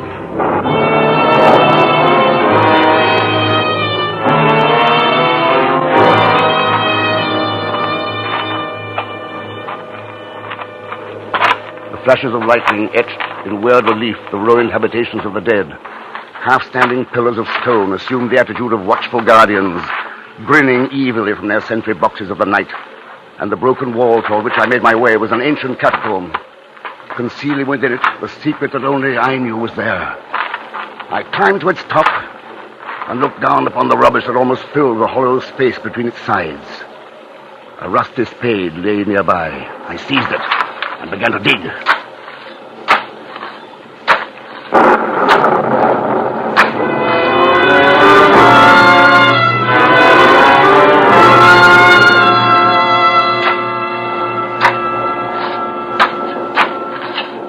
Again, time became meaningless. There was nothing but the feverish labor of uncovering the truth, of finding a rusted watch and chain that would not possibly lie bright and untarnished on my table, of uncovering a skeletonized human hand that was incapable of writing the letter I'd seen.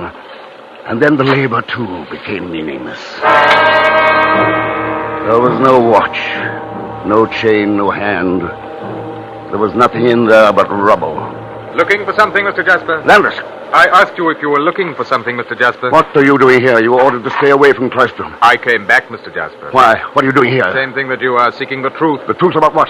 The mystery of Edwin Drood. There is no mystery. Edwin Drood is alive. Is he? Ask Rosa. Ask Mr. Datchery. They'll tell you. They know he's alive. No, Mr. Jasper. You killed him last Christmas Eve. Edwin Drood is dead. He's not, I tell you. How could he be? If he were dead, why isn't he lying in this grave?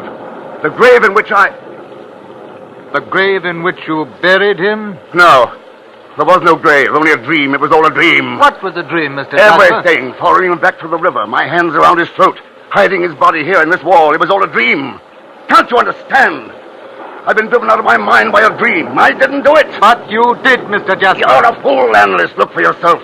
This grave I prepared for him is empty. He isn't there. No, but he was here until 2 weeks ago. 2 weeks ago? That was when a London detective and I found what was left of him. Naturally. Yes. With the help of Durdles and his invaluable hammer, we found Edwin Drood. Found the watch which identified him. You told me just now how you killed him. The watch. And Rosa's letter. Written several years ago, reposted from London. Shall we go now, Mr. Jasper? Go? You took me before the authorities once. Now it's my time to take you. Prospect of the gallows make you happy, Jasper? In a way, Landis. At least I'll go to it, knowing that I wasn't mad.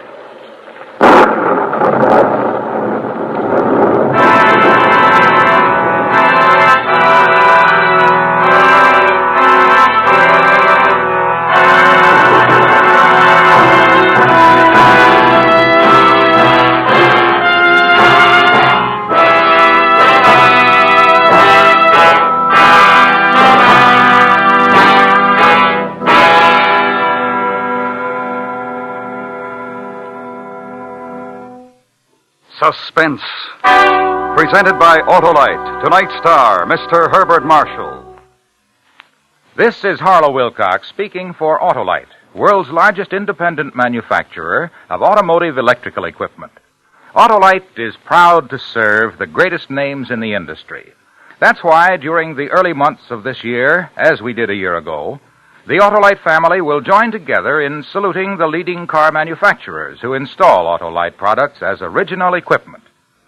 Our Autolite family includes some 30,000 men and women in Autolite plants in the United States, Canada, and many foreign countries, and the 18,000 people who have invested a portion of their savings in Autolite, as well as thousands of Autolite distributors and dealers, and the many leading manufacturers who use Autolite products as original equipment. Our Autolite family will salute the DeSoto division of Chrysler Corporation on the next Autolite Suspense television program. If you live in a television area, check the day and time of Suspense so that you will be sure to see this program.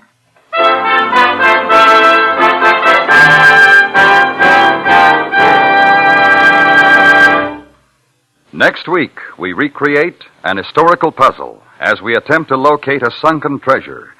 The story, based on fact, is called Gold of the Adomar. Our star, Mr. John Hodiak.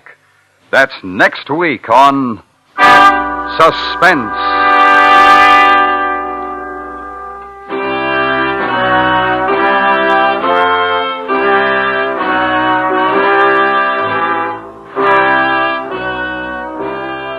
Suspense is produced and directed by Elliott Lewis, with music composed by Lucian Morowick and conducted by Lud Gluskin.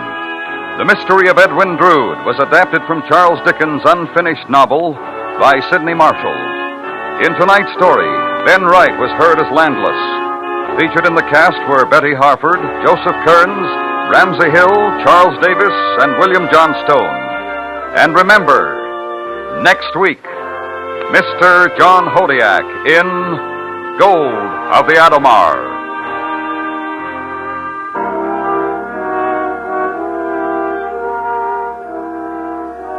This is the CBS Radio Network.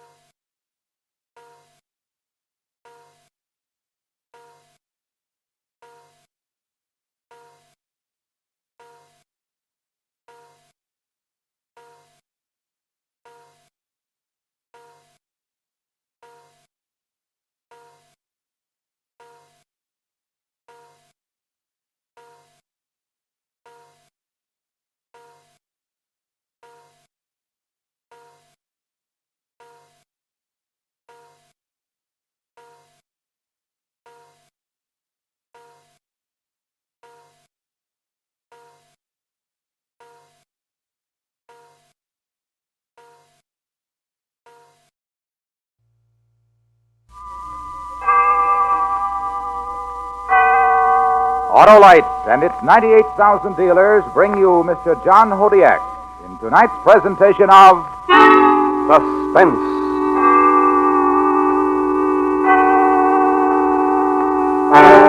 Tonight, Autolite recreates an historical puzzle as we attempt to locate a sunken treasure.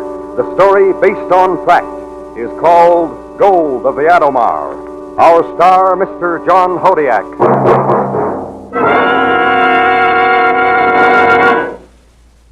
Hello? Why, Sheriff, you look like a dude on Saturday night. Well, I'm going for a ride in my new car. There she is over there. Well, an Autolite-equipped car, I see, with a complete Autolite electrical system, including the coil, distributor, voltage regulators, starting motor, generators, spark plugs, and battery. You mean Autolite makes whole electrical systems, Harlow? They sure do, Sheriff, and every unit and every component part of the Autolite electrical system is related by Autolite engineering design and manufacturing skill to give you the smoothest performance money can buy. That's why Autolite electrical systems are installed as original equipment on many leading makes of our finest cars, trucks, tractors, and boats. Well, I sure am lucky. Right you are, Sheriff. So, friends, be sure to insist on Autolite original service parts for the electrical system of your Autolite-equipped car, truck, tractor, or boat. You'll find it pays because, from bumper to tail light, you're always right with Autolite. And now, Autolite presents Mr. John Hodiak in Gold of the Adomar, a story based on fact, hoping once again to keep you in suspense.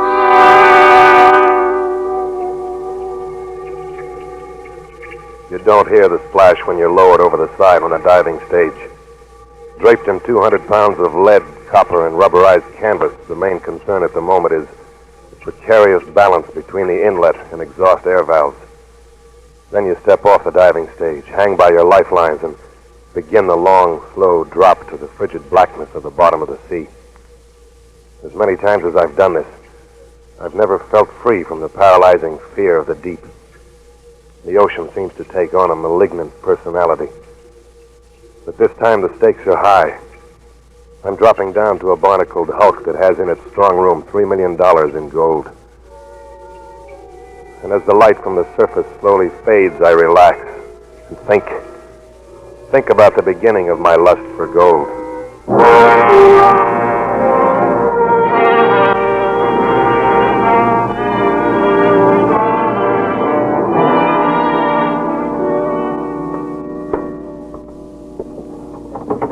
Place won't be the same without you, Nick. Thanks. Still trying to figure out why. After 14 years, you suddenly decide to leave the Navy. Tired of living underwater. But what I've had a couple of offers from civilian salvage outfits. Doing what? Supervising, boys, supervising. Up top, where the sun shines. But you don't have to dive anymore if you don't want to. Be an instructor. Fred. What? Fred, it's a monetary world. If I have to live in it, I'm going to get some of it. So? So this. If I can get a civilian berth, it'll give me 3 times as much in the next 5 years as I can get here, then I'm going to do it. You'll be eligible for pension in 6 years. Couldn't care less. That's it. Yep. That's it. Where'll you be staying? New York for now. Write me as soon as you have an address. I will. Don't get too much of a suntan. Right now, I'd gladly take a blistering burn.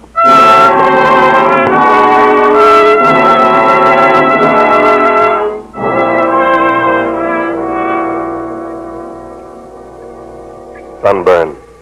Someday I'll get one. Maybe after all this is over, I'll have enough of the monetary world to bask in the sun for the rest of my life.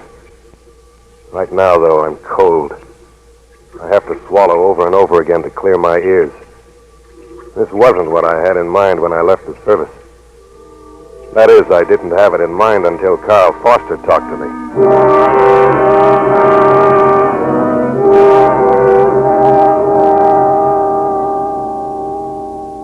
I went to the Navy Yard hoping to talk you into getting a leave of absence.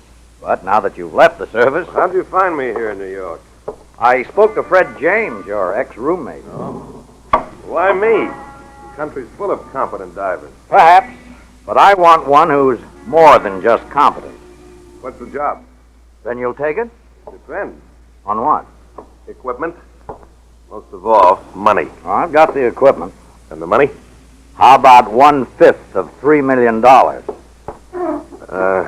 Let me tell you something, Mr. Foster. Carl. Carl. When I made my first dive into deep water, I had dreams about getting the loot from every sunken Spanish galleon that ever sailed the high seas. But I'm grown up now. If this is another treasure hunt, then it's no deal. I've done that bit. But this isn't just another treasure hunt. This is the gold that went down with the Adomar. The Adomar's never been located. It's in 24 fathoms of water. Yeah, go on. I trust you, Nick, but I can't afford to take chances. Forget about the vacation for a minute. Forgotten. What kind of shape's she in? Oh, I don't know for sure. All I can tell from topside is that she seems to be resting in a gully. Not good. Any chance you might be wrong? Oh, possibly. My instruments only gave me the general condition of the wreck. Well, then you haven't been down. No, and I can't anymore. Why not? Heart. Oh. Last case of the Ben's ruined. Sorry. But if you haven't been down, how can you be sure it's the Adomar? I'll tell you. As you probably know, the Adomar was en route to Morocco from here with $3 million in bullion. Mm-hmm.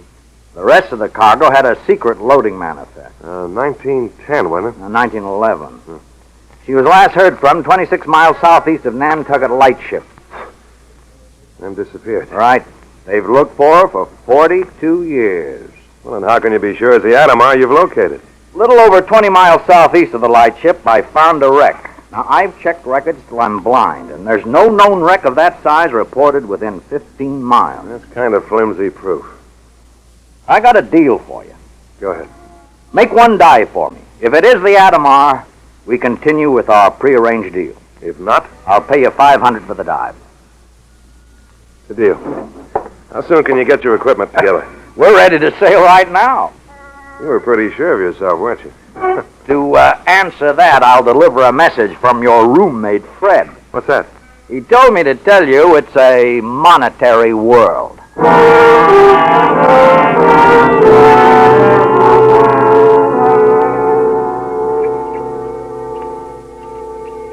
My world is now apart from the world of normal men. My world is composed of me in the depths of the Black Sea. There's no sound but the hiss of the exhaust valve as it sends a long ribbon of bubbles upward. Topside in the normal world, everything's ready. Nothing is left to chance. Everything must be right. The men, the time, the place, and the equipment.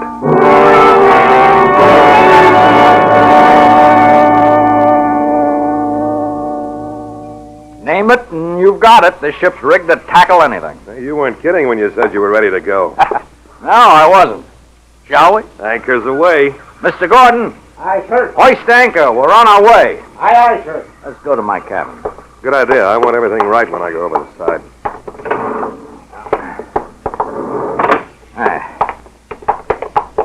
In here.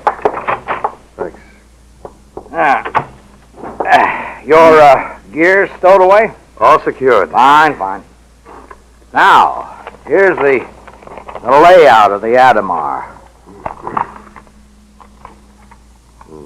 Where's the strong room? It's right here.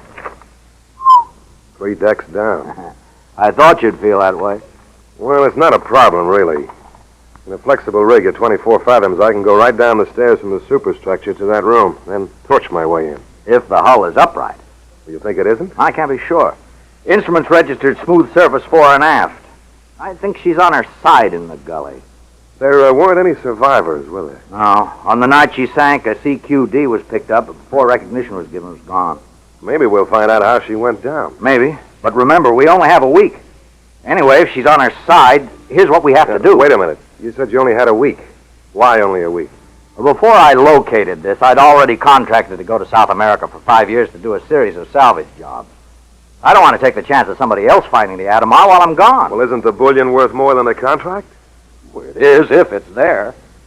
I've seen empty strong rooms before. So you want to get in, get the loot, if it's there, and get out, is that it? On the button. Ergo, blasting instead of torching. Blasting, huh? What about the rest of the cargo? No one seems to be able to get a hold of a copy of the manifest. We may find something interesting when we get the hull opened up. Ah, yes, we may. Well, here we go. Yep, here we go. And I didn't even get a sunburn. Huh? What was that? Nothing at all.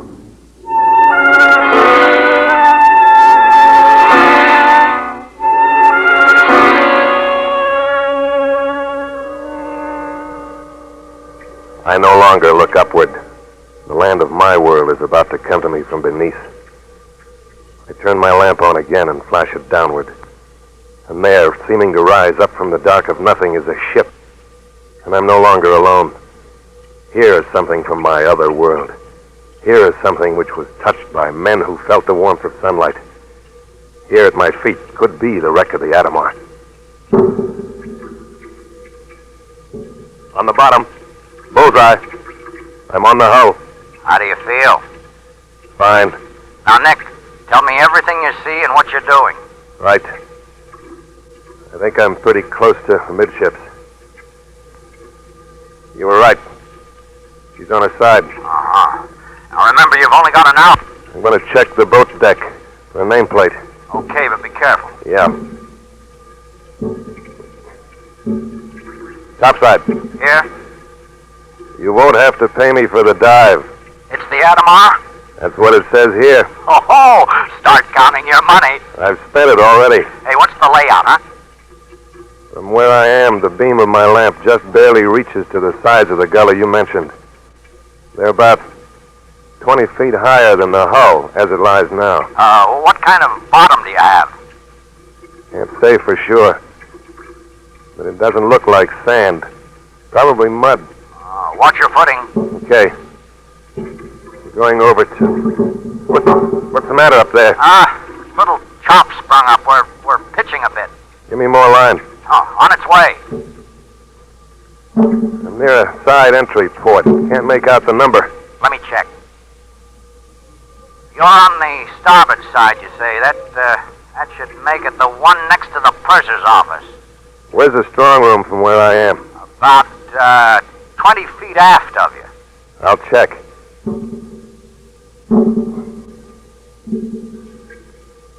Carl? Yeah, go ahead, Nick. I know how the Adomar was sunk. What's that? There's a hole amidships big enough to drive a truck through. Well, can you make out any detail? The plates are bent inward. Looks like a mine or torpedo. Nothing we can do about that now. Are you near the strong room yet? Heading for it right now. Got to get around this hole. You want us to lift you over? No. I'll find foothold on the rivet. Portholes. Topside. Carl. Yeah, what is it? Slipping. No footholds. Take up the slack. Take it up. Hey, haul away, Gordon. Haul away. Carl. Your lines are taut. Can't budge them. Slack off. Hey, Nick. The bottom's mud, all right. I'm in it over my head. Lost my lamp. Can't see a thing. Look, Nick, we're going to pull 3 times on your line. Let us know if you feel it. Go ahead. I said go ahead. We did. Didn't you feel it? No. We'll pull a little harder. Slack off. Slack off. My lines are fouled. Are you sure? I think they're fouled on one of the bent plates in the hull. What are you going to do? I don't know. I don't think I'm ready to die.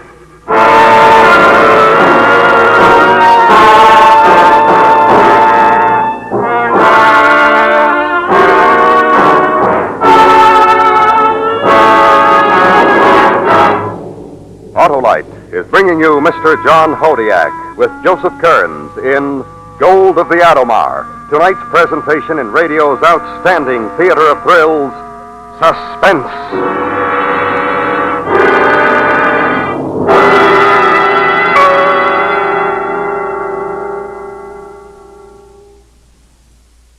Say, Harlow, how long's Autolite been making them automotive electrical systems? Why, Sheriff, since way back in 1911, when Autolite developed the first 2-unit, 6-volt electrical system used as original equipment. All that time? Yes, Sheriff, and the Autolite electrical system has a big job to do. It goes to work when you start your car and works every second the engine does, as well as when you blow your horn, turn on your heater, radio, or lights. Well, now that Autolite electrical system's pretty good, Harlow. It's the finest money can buy, Sheriff. And because the electrical system is so important to smooth economical operation of your car, it should be treated to a periodic checkup by your car dealer or authorized Autolite service station. To quickly locate him, look in the classified section of the phone book under Automobile Electrical Service. Or call Western Union and ask for Operator 25. And remember, from bumper to tail light, you're always right with Autolite. And now, Autolite brings back to our Hollywood soundstage Mr. John Hodiak in Elliot Lewis's production of Gold of the Adomar, a true story well calculated to keep you in suspense.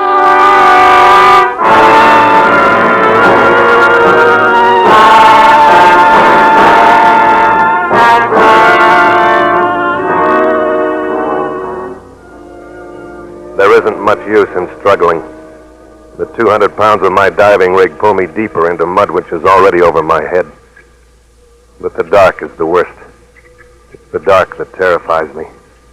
Because it isn't water dark. It's mud dark. I can't find a foothold in this sea of gelatinous muck. Nothing. Nick, Suddenly, you hear me? I'm aware of Carl's voice intruding. Nick. A welcome intrusion because it's a voice from the world I so desperately wish I was in. Nick, can you hear me? Are you okay? Yeah, Carl. Up to now, I'm okay. We've taken up all the slack. Don't try any harder. If my line is fouled on a hull plate, it might tear my air hose. We know. The important thing is to get you out of the mud. Important to who? Me? Or the $3 million? No, easy, Nick. Sorry. Are your hands free?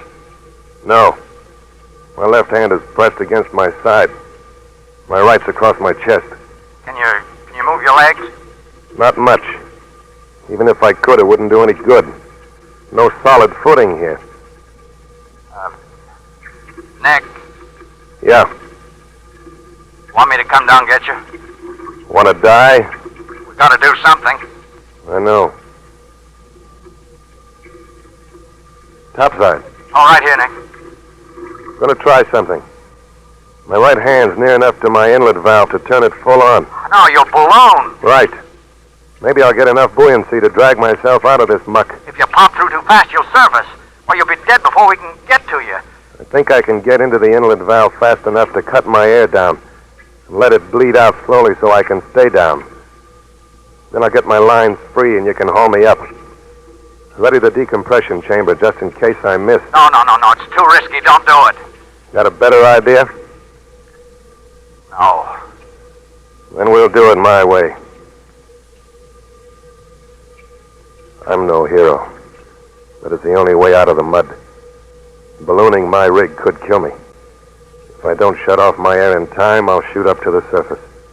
Then if I miss braining myself on the hull of the salvage ship, I'll pop through the surface and be dead of the bends before Carl gets to me. But I have to risk it. I don't want to die in the dark of the mud. Slowly, I inch my hand up to my breastplate and twist the handle of the inlet valve. As my rig inflates, I feel the pressure of the mud ease off. A little more. A little more. Suddenly, I pull free and shoot up toward the surface. I claw for the air valve and turn it off, but still I rise. Desperately, I bang my exhaust valve wide open with my chin. Too late. I'm too buoyant. Suddenly, I'm brought up short. My fouled lifeline holds firm. As the excess air bleeds through the exhaust valve, I settle back to the Adomar. To another chance at $3 million. I adjust the balance of the valves and look for the spot where my line's fouled. I find it.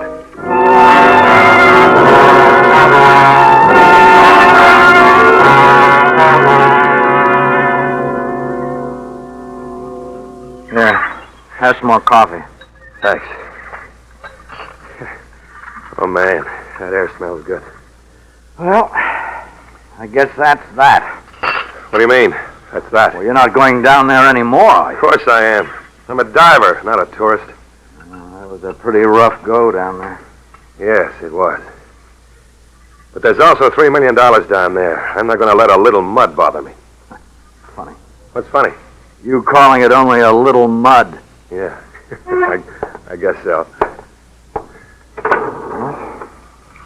Now that you're going ahead, what's the next step? Blast. When? Tomorrow morning. How many charges do you think it'll take? About 3. One thing bothers me. What's that? Well, that gully the Adomar's in. Any chance of the sides caving in from the blast? I thought about that, too. I don't think so, Carl. I'm going to use control charges. Most of the blast effect will channel into the plate. Okay. Why don't you turn in now? It's been a rough day. I think I will. What about you? Well, in a few minutes. Okay. Good night. Night, man.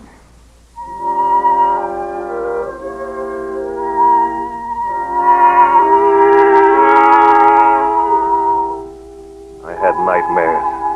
Nightmares about mud. All night long I dreamed of sticky, gummy, slimy mud. Until it seemed that the whole world was one gigantic mud ball. Finally, I managed to get a few hours of restful sleep. Dreamless sleep. Welcome sleep. In the morning, I climbed into my rig and went down to set the first blast on the Adomar. The water was clear, and my lamp pierced through to the limit of its beam. I planted the charge against the entry port and went up to the salvage ship to help Carl with the detonation. We made the necessary arrangements and pulled the trigger. The next day was a repetition of the previous day. 6 hours after the second blast, I went down to check the results.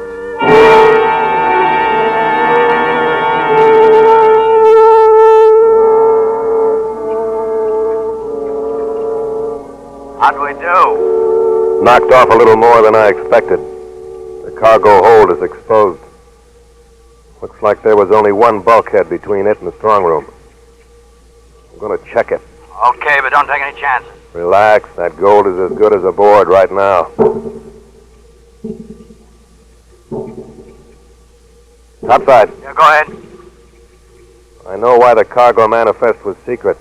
What'd you find? Dynamite.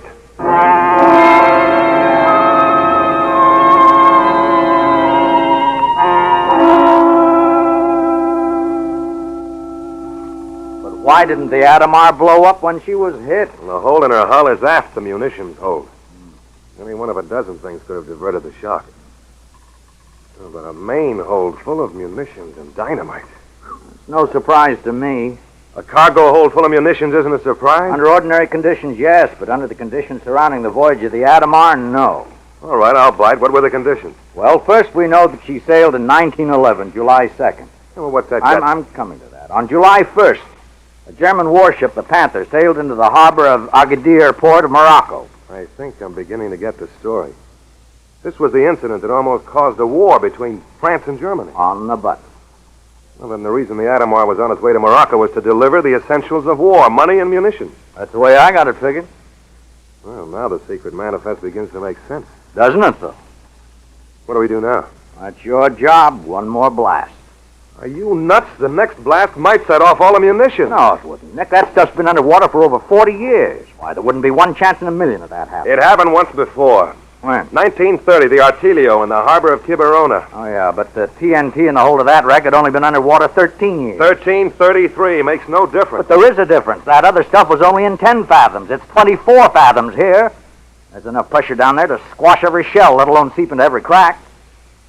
All right. What do you want to do? Blast. Even if it means planning 2 small charges and 2 separate trips. It'll still be faster than an underwater torch. Supposing the whole wreck blows. Well, then you lose 1/5 of $3 million. And you? I go back to South America. Well? Okay. Hate me. I'm greedy. Let's go.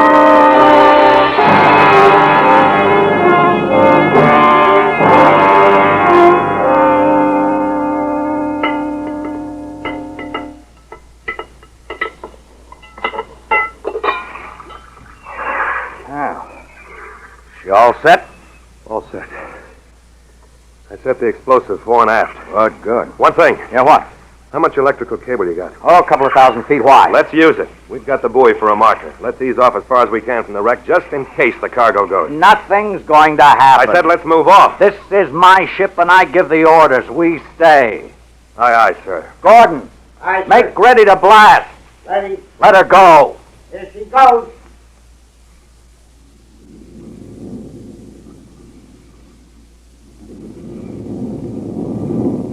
up! The Adomar blew up! Hang on! Hang on!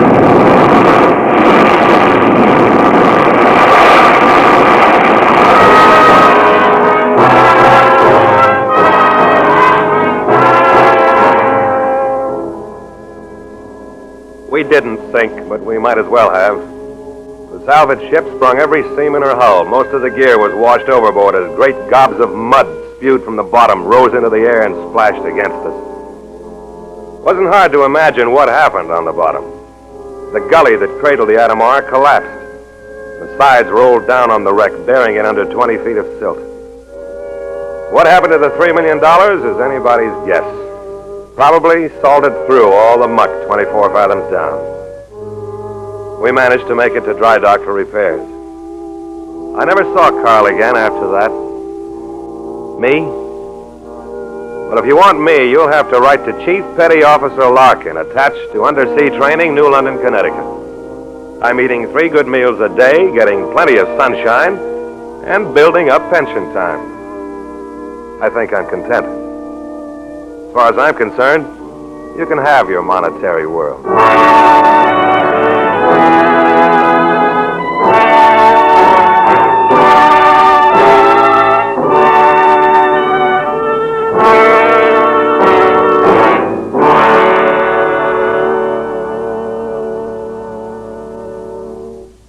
Suspense, presented by Autolite. Tonight's star, Mr. John Hodiak. This is Harlow Wilcox speaking for Autolite, world's largest independent manufacturer of automotive electrical equipment. Autolite is proud to serve the greatest names in the industry. That's why, during the early months of this year, as we did a year ago, the Autolite family will join in saluting the leading car manufacturers who install Autolite products as original equipment. Our Autolite family is a worldwide family and includes some 30,000 men and women in Autolite plants in the United States, Canada, and many foreign countries, and the 18,000 people who have invested a portion of their savings in Autolite, as well as thousands of Autolite distributors and dealers, and the many leading manufacturers who use Autolite products as original equipment. Our Autolite family will salute the Hudson Motor Car Company on the next Autolite Suspense television program. If you live in a television area, check the day and time of Suspense on television so that you'll be sure to see this program.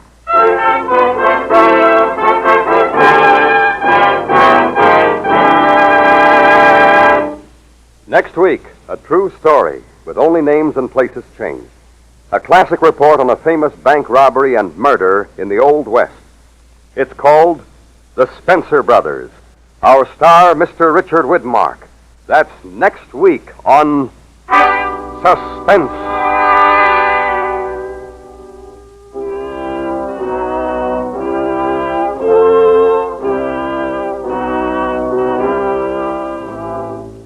Suspense is produced and directed by Elliott Lewis, with music composed by Lucien Morowick and conducted by Lud Gluskin.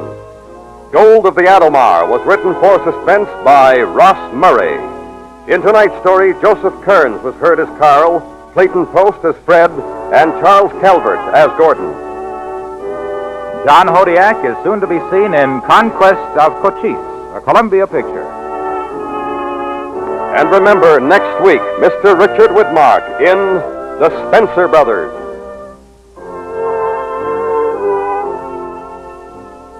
This is the CBS Radio Network.